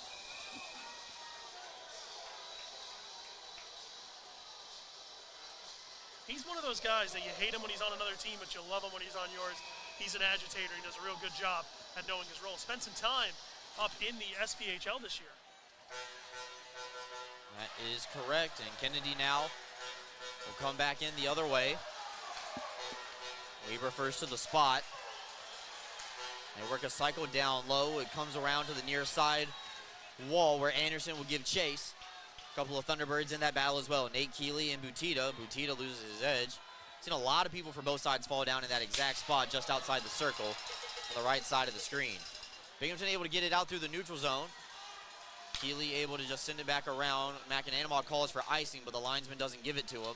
Baker sends it in front for Butita. Instead of shooting, sends it back up top, and McAnanama, sensing a little bit of pressure and momentum, will deflect it perfectly into the bottom of the netting. Out of play with 5:05 left to go in the frame. Correct me if I'm wrong. Schnapp was teammates with Cam Cervoni in Huntsville, right? I believe Jacob Schnapp was in Macon. Macon. I got my red teams confused. Well, Macon's primarily blue, but, you know, that's the opposite of red. You sure? I think they wear blue jerseys a whole lot. I thought they were red. Kirkby wins the draw, and Clark is able to get it out through the neutral zone. Tosto fires in. Swain will give chase right now. Kirkby broke off for the bench. Funny enough, Black Bears had 4 forwards on the ice right there. Kirkby came on just to take that draw. Once the Black Bears got the puck deep, broke off, and then Dan Stone came to take his spot. Pass off the wall intended for Clark, a little bit ahead, but he does corral it. That long lasso, he skates in on the backhand. Separated from the puck by Farmer. Swain comes in. Now a 4-man pile up down low. Gagnon laying the lumber down low against Clark, but Clark picks it out of the corner. Sent across looking for Tosto. It's still available, but cleaned up by Carolina. White goes far side. Deflected behind the play, as the Thunderbirds able to get it deep enough to get a change, at least with their forwards here. 4:10 left to go in the period. Swain's on side. Yates tries to whack at it to get it down lower. Swain will break off. Oliveri is going to take his spot. And now Carolina brings it up the ice. Clay Keeley off the wall, looking for Salak. Never got there. Stone will play it off the wall too softly, so Panicek able to come away with the steal. Salak skates in. Backhander cleaned out in front by Weber, with Schnapp in front too. Now those two involved in a little bit of a wrestling match. Down on the other end of the ice. Weber's just trying to stand up. Schnapp's still offside, so Carolina can't advance it up the ice. That allows Oliveri to come back the other way for partial steal. Stefan and Yates doing the stick lifts. Schnapp a hit of Weber away from the play. And all while that's going on, Yates has to carry it out into the neutral zone. Schnapp's looking for a dance popper, you can tell. Weber's just content to get a line change right here, keep the momentum in favor of the Black Bears as we approach the 3-minute mark of the frame. Smart by Weber. Don't give this crowd anything to feed off of. Butita's pass, blocked by Kirkby.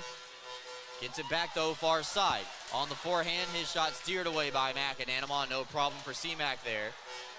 Ramekers goes off the wall in stride for Stubbs. Here carry up ice with Thompson. Chipped away by Whalen, and that gets deflected into the crowd. Out of play. Media timeout. Officials are going to talk about it here before we go to commercial. Whalen did knock that puck out of midair. And they're going to see if this might be a delay of game call.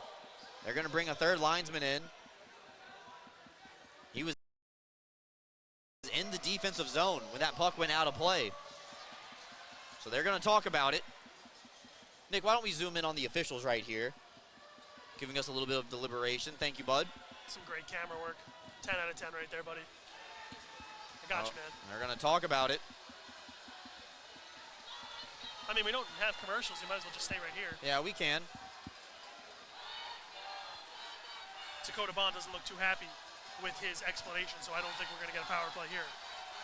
I don't think so either. It will be an offensive zone draw here for the Black Bears. And so it looks like we will remain 5-on-5. Still no penalties yet in the first period. Second period. Excuse me.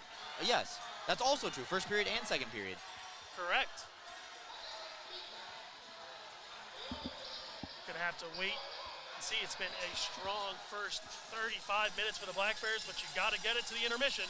Gotta keep this up. Keep having a good day. 3-1 in favor of the team in white. And they'll be right back in action. Oh, excuse me, neutral zone draw. Okay, so we were both wrong twice. When was I wrong? That's par for the course. I don't know, I just assumed. Safe assumption. So Carolina will win the draw. They try to clear, but Thompson able to come away with a partial steal. Sends it in down low for Kennedy. His pocket picked by Kirkby, but does get it right back. Now Butita, Carolina's captain. Send it backs across for Kennedy. Fakes the slap shot, try to dances around Bond. Just ends up putting the puck down low. 4 against 4 right there. Binghamton's 4 wins the puck battle that time. Here comes Nate Keeley. Goes in right wing side. Wrist shot looking for the far post. Too wide as he tried to slide it in past McAnanama. Linesman says no icing. That Kirkby got a piece of it on the way through. Touch pass through the middle. Skate race with Nate Keeley and Anderson. Keeley gets a touch on it first. Down low, Keeley going to work. Crunched up against the wall by Mott. There's a big hit from a third liner. Sit back up top for White. Turnaround bid. CNI shot goes high above the bar. Off the glass and out. Excuse me, not out. My fault. Come away with the steal. White separated from the puck by Swain. Now Mott tries to lay a big hit down low as well. Sent in front. Opportunity missed by White. Got back checked on the way through. Binghamton tries to clear, bouncing around. They do get it past the blue line. Carolina quick though to re-enter. Ford, far side. Looking for Kramer. Two-hand whack at it. Ford was in front. The Black Bears forgot where he was. Not a guy you want to forget, especially in tight. Tied up against the kick plate. 65 seconds left to go. Carolina tries to center off the backside of the net. Stone comes away with the loose puck off the backside of Mott. And here just reverse it back out to the blue line. Partial change for the Black Bears. Anderson and Tosto, though, still can't get off the ice. No icing. Touched on the way through. Weber tries to clear. It's knocked down by Salak, but touched with a high stick. So we do get a stoppage with 43.5 seconds left to go. Gives the Black Bears a chance to get Mott and Anderson and Tosto off the ice. They had been stuck out there for quite some time.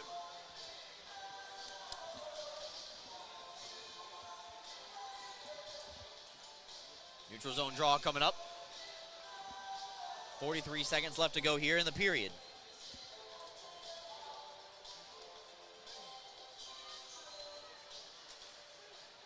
Centers tie up. Stefan able to kick it back to Weber.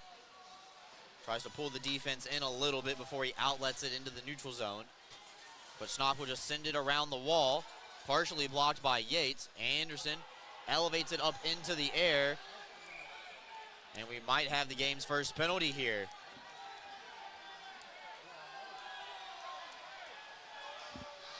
I don't know, it doesn't look so. It is. And Jesse Anderson headed to the penalty box for the game's first penalty. Delay a game puck over the glass against the Black Bears.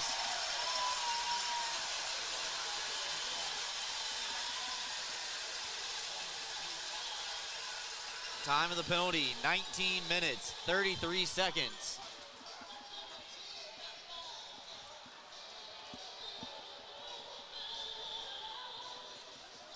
So the penalty kill for the Black Bears, which was stellar against Port Huron, steps out onto the ice. It's going to have to be good here, too. You just got to get through these first 27.4. Got to get it to the second period intermission. Carolina's power play looking to inch it a little bit closer. Panicek skates in, fires, steered away by McAnanama into the corner. Teams fight for control. Ford looking for a centering feed, bounces off a couple of sticks instead. Kirkby's going to come the other way on a 2-on-1. Kirkby with Stubbs, Bonds trailing, Kirkby fires, blocker save made, rebound sent wide, glove down by Stubbs, still available, somehow it stays out. Cavalieri able to make the save and deny the Black Bears of a shorthanded opportunity with 1 second left to go. Cavalieri may have just saved the game for the Thunderbirds. If this turns into a 3-goal lead on a shorthander going to the third, that could have been all she wrote for the Thunderbirds.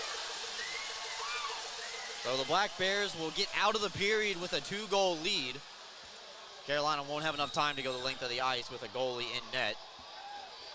And they still have a minute 33 of penalty kill time to start the second period, or start the third period with, rather. Kirkby's going to try to win it back for a one-timer right off the draw. Bounces off too many sticks, and that's where the period's going to come to a close. Inches away from being a 4-1 advantage for the Black Bears, but Cavalieri keeps his team in the contest as they will go into the locker room with a 3-1 lead, getting set here for the third period. Carolina will start the period on the power play. Black Bears still have a lot of work to do. Jesse Anderson takes the first penalty of the contest, and very fitting that the first penalty called is just delay a game for puck over the glass. Letting them play here tonight in Winston-Salem. Me and Cole will take a timeout as the Black Bears skate into the locker room, come back, update you on the stat sheet through 2 periods of play, find out what's going on in the St. Louis Blues-Winnipeg Jets game on the out-of-town scoreboard, and we're going to get you set for period number 3. So don't go anywhere, folks. We'll be back here on YouTube momentarily after this.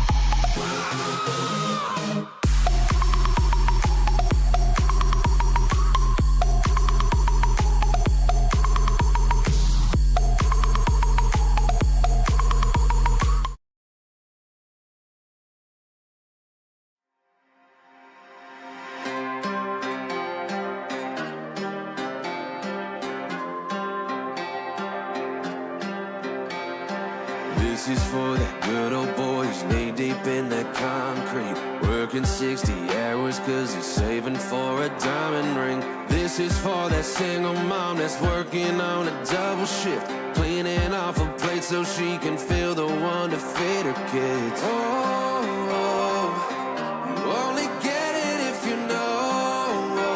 And I know I work my fingers to the bone till I ain't got nothing left.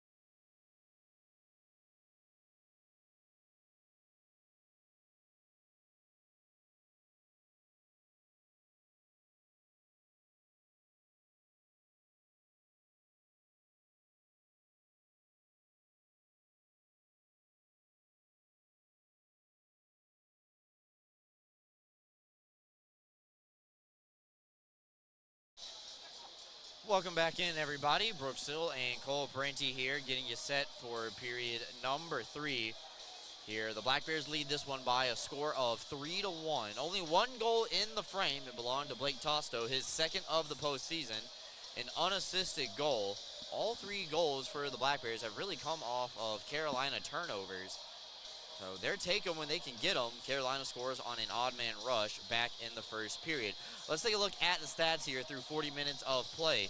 We'll start with the shots on goal. Carolina had 10 in the period. Binghamton had 7. Game total, 22 for Carolina, 21 for Binghamton, as they are outshooting the Black Bears for the time being. Carolina is on the power play right now. Their first 27 seconds of it went off the clock, and the best scoring opportunity came in the final 3 for the Black Bears, as C.J. Stubbs and Tyson Kirkby had a couple of whacks at Mario Cavalieri to try to find a shorthanded tally to put it up to a 4-1 advantage for Binghamton. Unfortunately for them, fortunately for the Thunderbirds, it remains a two-goal game. Carolina will be on the power play for a minute 33 to start period number 3. Big key for the Black Bears here to get that early kill, try to build a little bit of momentum. Try not to let Carolina get within 1 in the first minute of the period. You know the push from Carolina is going to be coming, and now the Black Bears look to continue on the PK as they have a 2-goal advantage here in this one. We'll be back here momentarily. Back with you after this.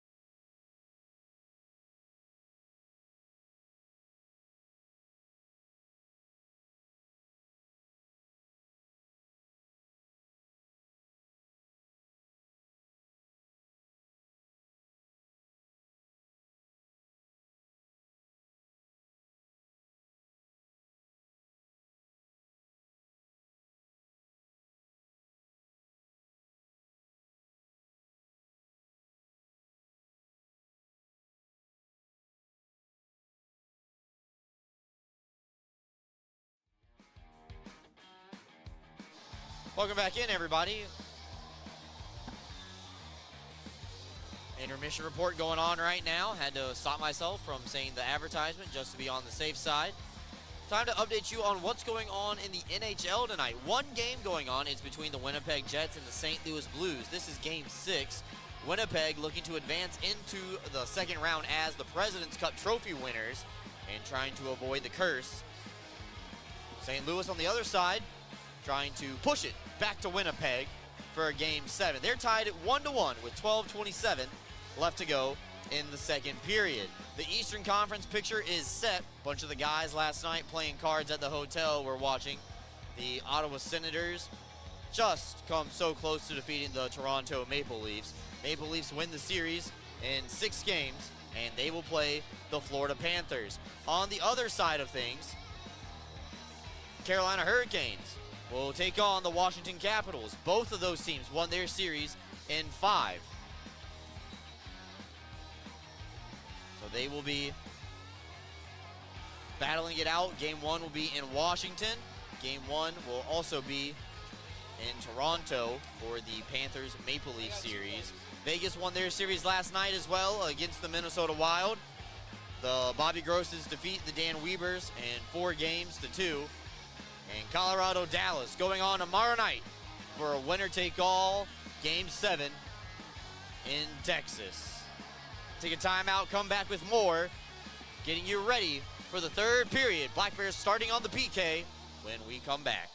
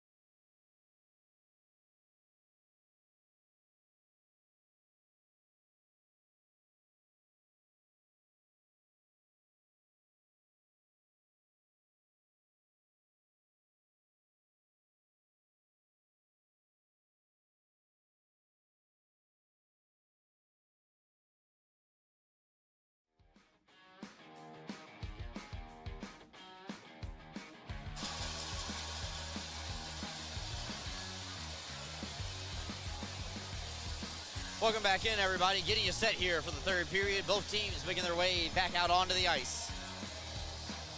Carolina will start the third on the power play. They have a minute 33 of man-up time.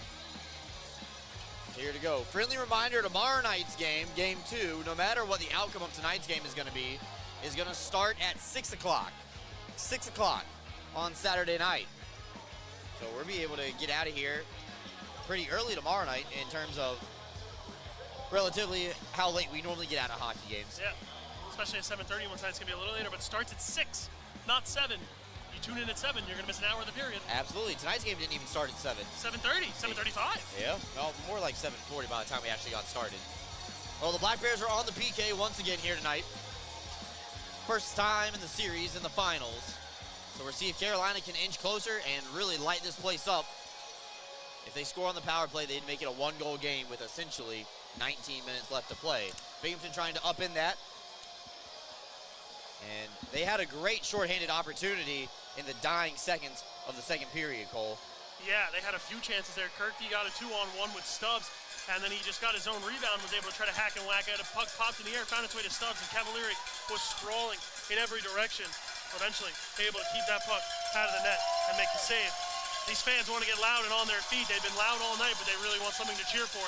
They haven't had it since that goal from Zach White back in the first.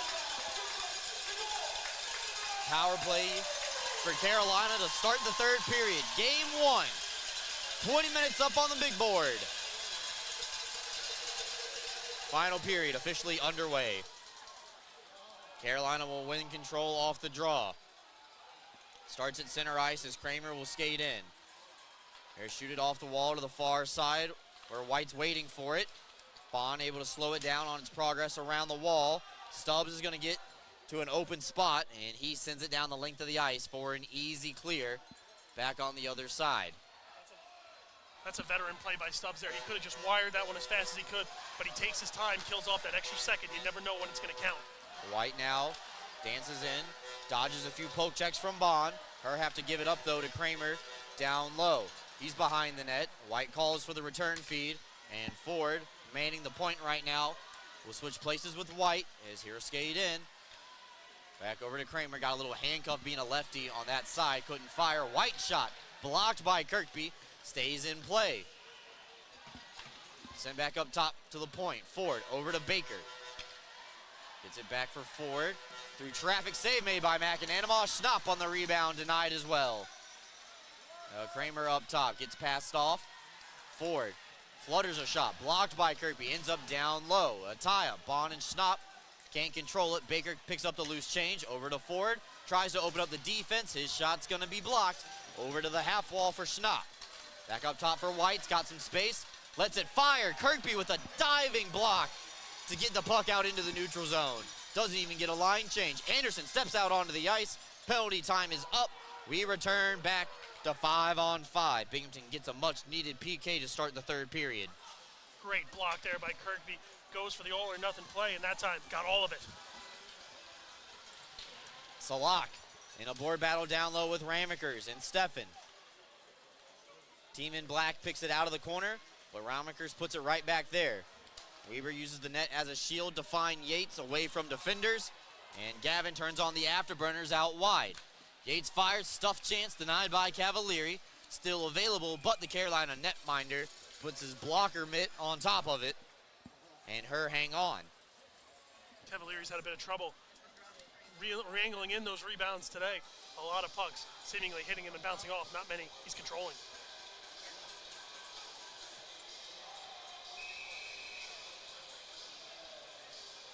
Just got a picture from our good friend Don over in downtown Binghamton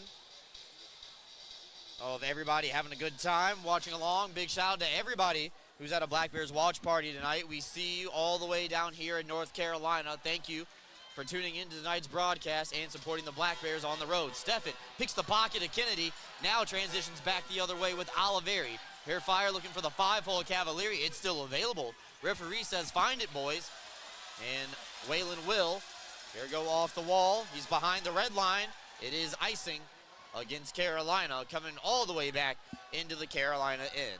Another rebound issue for Cavalieri. He's just not seeing the puck well tonight, seemingly not being able to get himself in the right position.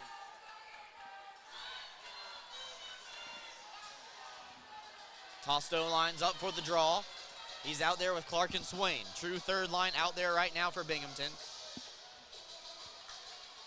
Face off one back to Clark. Snap a shot, little snake eyes style. Goes wide on the glove side. Carolina now able to skate it away. Their third line, Nate Keeley, able to shoot it around the wall to the far side. Tosto legally tries to get in the way of the forward crashing in from the far side, but instead will just go off the wall and back into the Carolina side where Farmer takes over. Just a dumping attempt looking for White. You can tell that Carolina's trying to connect on that home run pass that worked out so well for them in the first period to get their goal. Offside, as White could not hold the puck in. Crowd doesn't like it. Binghamton bench does. Binghamton part of the crowd likes it too. That is true. Oh, neutral zone draw here coming up right in front of the Black Bears bench. A lot of people made the trip down from Binghamton. A lot of black and green, as you mentioned. A lot of support. Face off won by Carolina. Gagnon goes far side, tries to chip it around Bonds, got his speed up. Centering off McAnanamall, trying to bank it in off the netminder like last year in game 1. Instead, Kirkby will skate up ice with it this time around. Gains the red line clearly and steers it in on the back end. Cavalieri sends it around where Stubbs is waiting for it on the opposite side. Teams fight for control. Weber can't hold it in at the line. Kirkby can.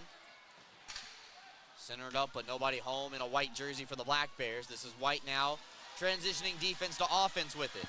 Backhander ahead for Kramer. Dropping it back over for White.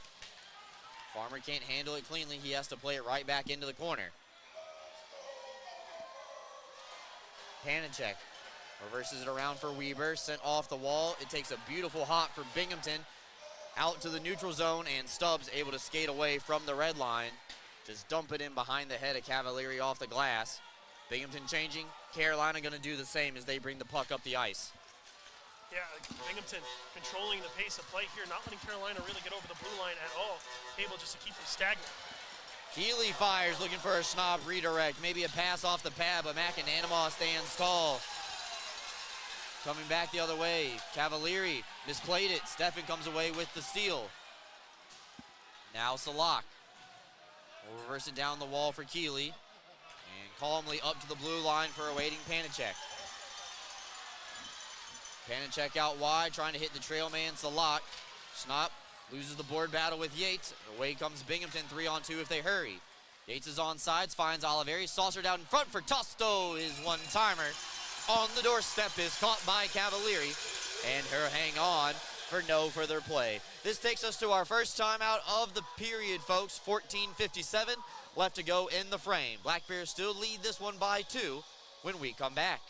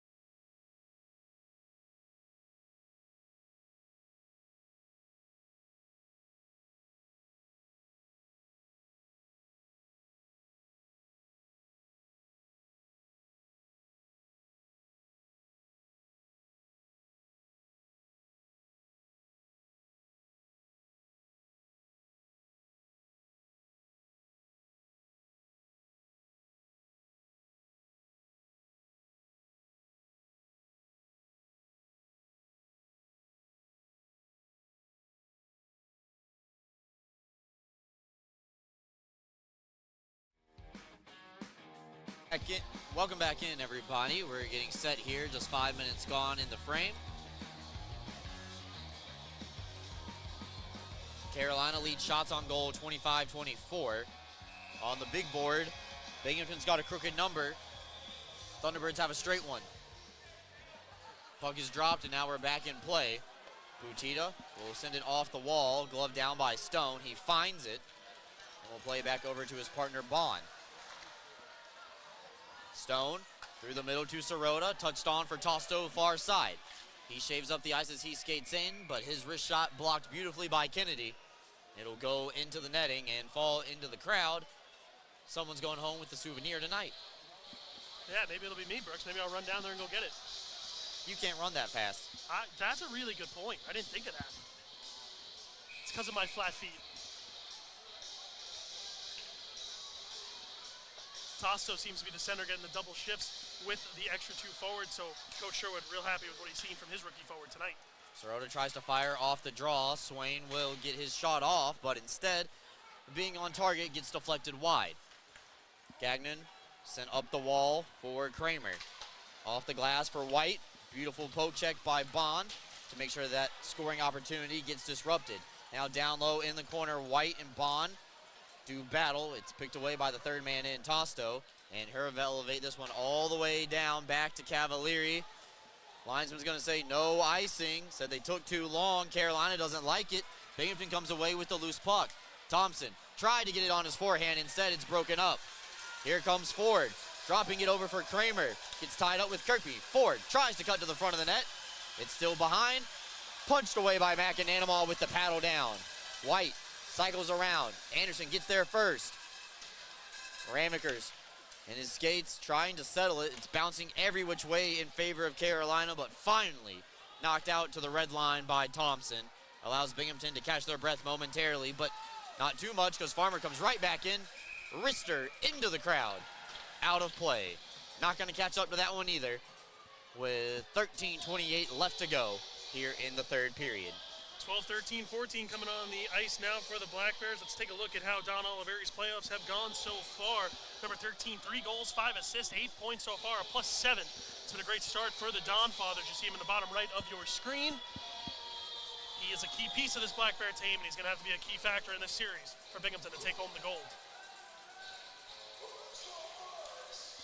Face off, poked out into the neutral zone by Oliveri. Gates, though, has it poked off of his stick by Salak. Thunderbirds come away with a steal. Schnapp tries to run through Anderson, gets spun around in the process.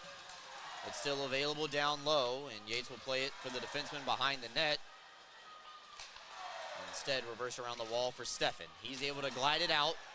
Unfortunately, the Black Bears punt, give it right back to the Thunderbirds. Oliveri able to knock it down in the blue line. Yates touches up, back on side, but nobody there for Binghamton to pressure. Panicek already camped out in the offensive zone, trying to catch the Black Bears sleeping. Salak crosses the line as Panicek retreats, fanned on a wrist shot, knocked away by Ramekers defensively. Black Bears able to get another clear. Stretched on ahead. Panicek far side, looking for a friend.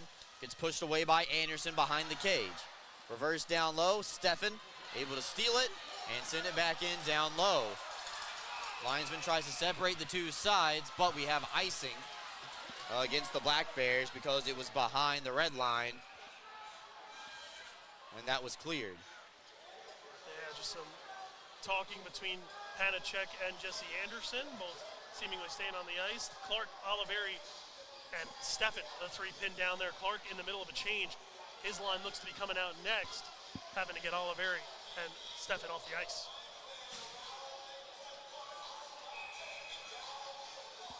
Well, Steffen will line up against Ford for the draw. Far side of your screen, one back by Ford. Defense doesn't get there quick enough for the Thunderbirds, and Oliveri able to glide it out into the neutral zone. Farmer, though, quick re-entry for Carolina, slaps a shot. McAnanimal elects to keep the puck moving and keep the clock running as well as we approach the 12-minute mark of the third. Ford picks it out of the corner, dances around a couple of bodies, pushed off the puck by Anderson, and Swain and Clark come away with the loose puck. Stretch pass from Clark to Swain. Blocker save made by Cavalieri on the wrist shot attempt. Back out through the neutral zone, White and Ford crossover 2-on-2. Wrapped off his stick by Bond into the far side corner. Teams trading opportunities here, going back and forth. Whalen fires, knocked away by McAnanimal. Gagnon the rebound, off the bottom of the mitt, still available, post-to-post action. McAnanimal makes the save, and it goes underneath the glove of Whalen holding the blue line. Oh my, McAnanimal, what a save, there he's just gonna hold on easy, but what a sequence from C-Mac. Let's take a look at C-Mac's numbers coming into tonight's game. McAnanimal enters 4-1 with a .81 goals against average, 96.6 save percentage, 3 shutouts is what to highlight. Brooks, a sub-1 goals against average so far for Connor McAnanimal. That number is going to take a bit of a rise because he let in 1 goal, but anytime your number rises because you let in 1 goal, you're having a pretty good playoffs. Now, McAnanimal had made it over 130 minutes without allowing a goal. Carolina finally able to break that streak back in the first. Slap shot denied again by C-Mac on the way through from Gagnon. Stubbs able to get it back into the offensive side. Thunderbirds have controlled the pace here in the third period so far. And Butita on the backhand will go behind the cage trying to find someone to pass to. It's played up top for Gagnon. and deposited right off the skate of Stone, back through neutral ice into the Carolina end. Thunderbirds come right back into the offensive side, tipped on the way through. Stone will send it around the wall for Kirkby. Binghamton trying to get some offense going here. They haven't had too much in this period, just 4 shots on goal. There's one from Kirkby, as swallowed up by Cavalieri. Here, hang on as well on his end at 10:40 left to go here in the frame. Yeah, gonna need to get some more shots on goal in Cavalieri, weather the storm from the Thunderbirds, and then start one of your own is the path and plan here for the Binghamton Black Bears. Last goal we had in the contest was at 5:36 of the second period. It was Blake Tosto's second of the playoffs. It was unassisted. Binghamton killed off the only power play we've seen so far. It was Jesse Anderson delay of game for puck over the glass that carried over into the third. Anderson will go across ice for Weaver. Wrist shot swallowed up by Cavalieri. We're doing it from the opposite dot this time around. Better rebound control there from Cavalieri, able to get that one and pin it to his body instead of letting a juicy one fall right down for Yates or Steffen in front.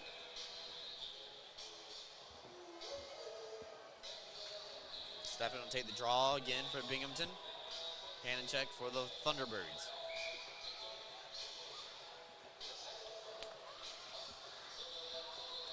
Now Salak's going to ask to come in. And Salak able to win it away. Oliveri was looking for the one-timer right off the draw. Instead gets poked out through the neutral zone. Schnapp skates back in for Salak. His pass behind. Couldn't be handled cleanly. Find the check forward. Kennedy comes all the way across. McAnanama was already waiting for it. Steered away by the leg pad of the Massachusetts native. Back into the other side now. Carolina takes back over control. Pestica will just shoot it off the wall, and it's icing.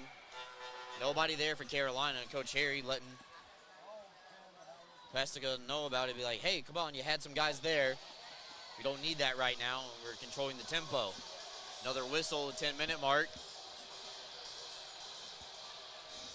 And it looks like we're going to stay here. That's a question. I don't know. You, me, and C-Mac are on the same page here. Okay. I think we thought we were going to break. I think everybody back at home thought we did too. 10 minutes left to go here, so we're going to stoppage at the next whistle. Kirkby on the tie-up off the draw with Kennedy. And it'll be poked out in the neutral zone by Salak. Come back over. White can't catch up to it. Bond sends it around the wall on the backhand for Stubbs and Stone. Poked away temporarily, but Stone does get it back. Her skate around one defender in the form of Ford. Stubbs right back on it. Down low against the kick play. A couple of Thunderbirds trying to kick it up the wall. Bond able to get it deep enough. Cavalieri comes out to play it on the forehand.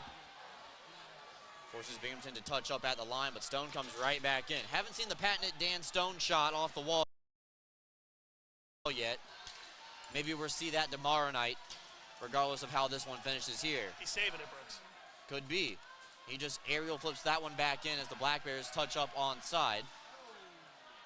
9:04 left to go here in the frame. Butita now, fresh legs for the Thunderbirds. A couple of tired bodies out there for the Black Bears. Stretched on to the Carolina captain. Broken up beautifully by Dan Stone. Try to pick it out of the corner. Now Keeley still got it. Backhander sent high, and it goes into the netting, out of play. This is our second media timeout of the period. Under 9 minutes left to go here in the third. Binghamton leads 2-1. We're back with you right after this.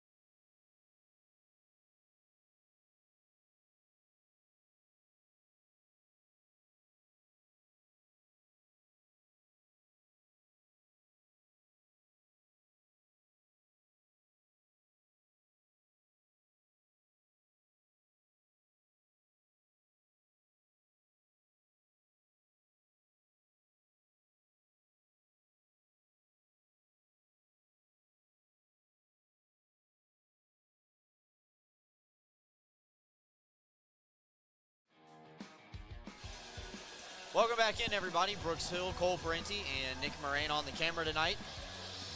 Here, game 1 of the Commissioner's Cup Finals. Carolina and Binghamton. This is only the second meeting of the year, and it's been a great hockey game the whole time. Binghamton got out to a 2-0 lead. Carolina answered with an odd man rush. Binghamton got 1 goal in the second, and we are still looking for our first one of the third. Keeley's going to be asked to leave the circle. Baker comes in. Tosto wins it back cleanly and paddled away from trouble by McAnanama. Tosto has it on the forehand. He'll reverse it around the wall to the far side for Sirota.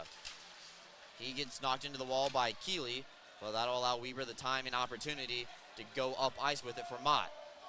Mott throws it right into the chest of Cavalieri, and that'll do a good job from Chris Mott, just being able to flip it down range and flip the ends of the ice, and now Binghamton has the offensive zone draw. Yeah, just threw him a little pop fly, a little fly ball, a little bunt, and Cavalieri elects to just hold up. All right, all 3 of those baseball hits were different. A bunt is different than a pop fly, which is also different than a fly ball. Brooks, you can pop up a bunt. You could bunt it, pop it straight in the air. That's Not- technically a fly ball, a pop-up, and a bunt. No. Yeah, bro, I've done it. I've scored. Doesn't mean it's right. You're going to say you called baseball games. I've played baseball games, Brooks. That's true. I've also been the official scorer for a baseball game as well, That so must that have would been never happen. so boring. It was. That's why I work in hockey now. Shot away from the red line. McAnanama puts it into the corner. Black Bears were able to get it out. Yates tries to settle it down end over end. He's pushed down by Kennedy, but still able to get a shot off and force Cavalieri to cover it up once again. That one was more of a line drive, a little low, Yeah, definitely. and That able was, to be absorbed by the netminder off the crest. got a nice piece of that. A frozen rope is what we used to call that back in my day. Get it? Because it would go straight like a rope if you froze it. Sure. Frozen. Trying you to ever think heard about that how one? far back. No, I'm trying to think how back your day was, considering you haven't graduated college yet. Big Bad 2015, Brooks. Mets were in the World Series. I went to Cooperstown Dream Park and played. Those were my days. Way past my heyday. All right. Well, how about that? Carolina able to outlet the puck. Stone can't get it clear on the first attempt, so he sends it far side for Bond, who's able to pick up the heavy lifting this shift. Aerial flip in down low for Kennedy. Send it around for Salak, waiting for it far side. Kirkby meets him in the corner. Bunt played back by Clay Keeley. Up ahead to Panicek. Here just touch it into the offensive side for Stone. Little head fake to get around Schnapp. Binghamton able to get the puck out of harm's way. Kirkby, though, runs into trouble with Salak, pressuring from behind, and now it'll come back the other way. Clay Keeley off the wall. Hit something funny because you could hear it all the way up here in the press box.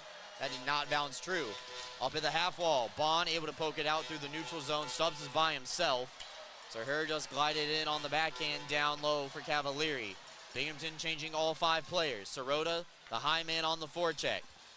Trying to get in the way for Carolina. Broken up in the neutral zone by Mott. However, Binghamton can't get it out first try. Mott run into by Clay Keeley. Tosto gets it outside the blue line. That does enough, and that'll allow Sirota to come back in with control on the offensive side of the ice. Open ice hit by Mott. Allows Tosto to get a shot off. Cleared away by Cavalieri. Anderson reverses around the wall on the kick plate. Tosto has control now. Through traffic, denied. Cavalieri has a whack for Sirota in front of the net. Nobody saw that one but us here in the press box. Then a tie up far side. Carolina able to get the puck in. Ramaker's pressure from behind with Ford. Those two get tied up, and Tosto able to get it down low back the other side. Delayed offside against Carolina. They couldn't enter the zone. Now they can. Whalen peppering Ramekers, but Scott able to get the puck out through neutral ice. Yates sidesteps Baker, takes a lumberjack swack at it. Bodies fly in the blue paint. Skated away by Carolina. Butita, the captain, far side. Stretched on ahead for Nate Keeley. Pushed off his route by Stone. Black Bears able to clear, and it stays in play. Takes a favorable Binghamton hop. Avoids icing as the clock will continue to run here with 5:40 left to go here in the third. Baker off the wall for Butita, crossing back over. Little drop pass, trying to catch the Black Bears defense sleeping, but they're not going to fall for it. Ends up down low behind the play. Butita centers up, nobody's home. Bond will join the rush. Tired bodies for the Black Bears as Bond just shoots it off the wall. Back down Pass Cavalieri back to the opposite side. Salak now. Skates in, goes off the wall, takes a bad Carolina hop for the T-Birds. As they're not able to get that puck deep, they're gonna have to start again from scratch. 5 minutes left to go here in the third period. Next whistle, we will have a media timeout. Anderson chops it ahead for Kirkby, who will just flip it out. One hop past Cavalieri, tried to glove it down, and instead, Carolina gives it away to the Black Bears. Schnapp gets pulled away by the linesman from his little entanglement with Kirkby.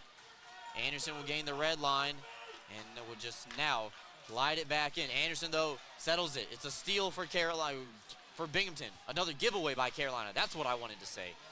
Anderson shot rifles wide. Back over to Tosto. Slap pass down low. Denied by Salak. Back up top for Weber. Can't get it past. Outlet for Ford. Too far ahead of Gus. And now Carolina has to sprint to the bench to avoid a too many men call. That would prove to be very dangerous at this point of the game. 4 minutes left to go. Ford leaves it for Baker. He comes across the line. Mott knocked down to the ice. Loose puck almost deflected into the Black Bears net. Gets out of harm's way. Open ice hit by Sirota on his opposite number. And Binghamton gets it back out through the neutral zone. Delayed offside against the Thunderbirds. They couldn't touch it. Stefan now comes back the other way. Coast-to-coast action here. I'm trying to catch my breath. Held in by Yates far side. He just slaps it and it heals on him a little bit. Does get it in down low. Back over to the far side. White looking for the home run pass. Bounces off a Ford skate. Almost right onto the tape of Gavin Yates in down low. Quick re-entry for Yates as Carolina regroups with the puck in their own end. Given away by Kirkby. Here, fire and score! Tyson Kirkby! How about them apples? 4-1 Binghamton. Carolina with all the pressure in the third period, give it away to the Black Bears captain. And Binghamton up by 3 with 3:15 left to go. Looks like Tyson Kirkby has sent some Carolina fans to the exits. Just picks that puck off, gets himself in a good shooting lane. You mentioned, Brooks, the area from the blue line to the net is shorter here in Carolina. A little less space between Cavalieri and Kirkby. Tyson able to fire it, make it a 4-1 lead. Picks a corner, top shelf, sock drawer. That's Kirkby's third goal of the postseason. He's been hearing it from the Thunderbirds fans all night, but that ought to get them quiet for the time being. Give them a chance to rest their voice for tomorrow. Gagnon now will come around the net with control, and now we'll see if Coach Harry wants to pull the netminder. And if Cavalieri's looking towards the bench, coach for the Thunderbirds is not looking back. So they look like they might be content to punt and go in tomorrow night's contest. 2:44 left to go. Kennedy's going to have the opportunity now. This would be the time for the Thunderbirds if they're going to do it. But it looks like they're going to be content to stay at 5-on-5. Gagnon comes across the line on his forehand, tries to go above the glove of McAnanamaw. Goes off the glass, but not out. Anderson, cross ice for Mott. Just able to get a slap at it. Directs it on target, no icing. As Keeley sets it up on a tee. Salak now will counter back the other way. 2:10 left to go here. Mott gets to a loose puck after Weber blocked a shot. Harry just put it out into the neutral zone. Remember, we still have one more media timeout to get to. I forgot about that. Yeah, and it doesn't count after a goal. Do we take it with us if we don't use it? I don't think so. Might as well use it then. Pestica loses control of the puck, and Stefan now will skate away 1-on-2 with it. Black Bears lead by 3. Stefan tries to cut to the front of the net, peels back, looking for Swain. Backhander rolls off his stick at the last second. Binghamton content to let the clock run down low as long as the puck stays in on this side. Anderson's wrist shot will go wide. Schnapp will get to the rebound, and here gets stripped of it at the red line. Stretched on back ahead for Kirkby, who will just glide it off the kick plate wall. Less than 90 seconds left to go here in Carolina. Kennedy will break up ice with it. Knocked away by Kirkby. White couldn't get past Ramekers, trying to get a free one. And this will just bounce back into the Carolina end of the ice. So Gagnon will bring it up ice. Looking for White. Stripped away by Swain. Clark able to get a touch on it. No icing. 50 seconds left to go. We might not get that final whistle, but You wow. had to say something. I had did. to say something. 52 seconds left to go. Let's just stay right here instead of going to timeout. Kirkby has the latest goal here in this one. Coming into the night, Kirkby had 3 goals. He now has 4. His plus minus going up tonight as well. Already came in at a +5. 6 points for Tyson in the playoffs. His goal right now reads unassisted. I'm sure that's how it'll stay as he picked that pass off. He did. And Cole, what was the time of the Tyson Kirkby goal for everybody? 16:45 time of the goal for Tyson Kirkby. So tonight's goal so far read Kyle Steffen, Gavin Yates, Blake Tusto, Tyson Kirkby. 4 different goal scorers for the Black Bears. Only 2 with multiple points tonight. Gavin Yates, Kyle Steffen. That Each is traded true. the goal and the assist on each other's back-to-back. And Tosto and Kirkby's goals both come unassisted off dead giveaways from Carolina. Actually, all 4 goals, Carolina miscues. Yeah, I would say that was the name of their game so far, was the miscues, the bad reads, and the jitters. You almost wonder if the antsiness got to them. They've only seen this Binghamton Black Bear team one time since they made the trip to Binghamton a year ago, and you wonder if that got to them, facing the reigning champs that downed them. So don't forget, folks, game 2 tomorrow night at 6 o'clock. We'll be live right back here on YouTube, this channel,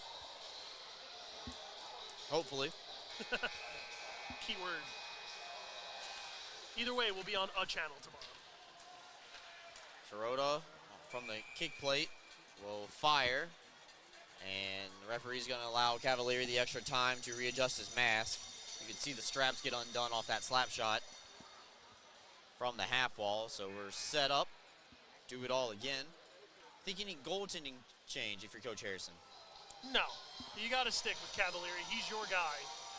You know, you just flush this one down the toilet, and you go to tomorrow. You didn't change goalies with McAnanama when it was 3-0 and he gave up 2 against Port Huron because he's your guy. FPHL goaltender of the year, we didn't mention that. Connor McAnanama. Just makes you sometimes think of Milk, Brooks. Man, I love McAnanama. M-I-L, oh, I messed it up. Man, I love C-Mac. M-I-L-C. Yeah, you tried. I tried. I got too tried. excited. I got too ahead of myself. Everybody worth noting at home, Cole asked me if he could make that joke on air and then screwed it up And then when he did messed it. it up. Man, I love C-Mac. Milk. M-I-L-C. Baker will elevate it in back into the Black Bears side of the ice. Time to protect yourself if you're Binghamton here in the dying seconds. Tasso will just flip this one out ahead to Clark.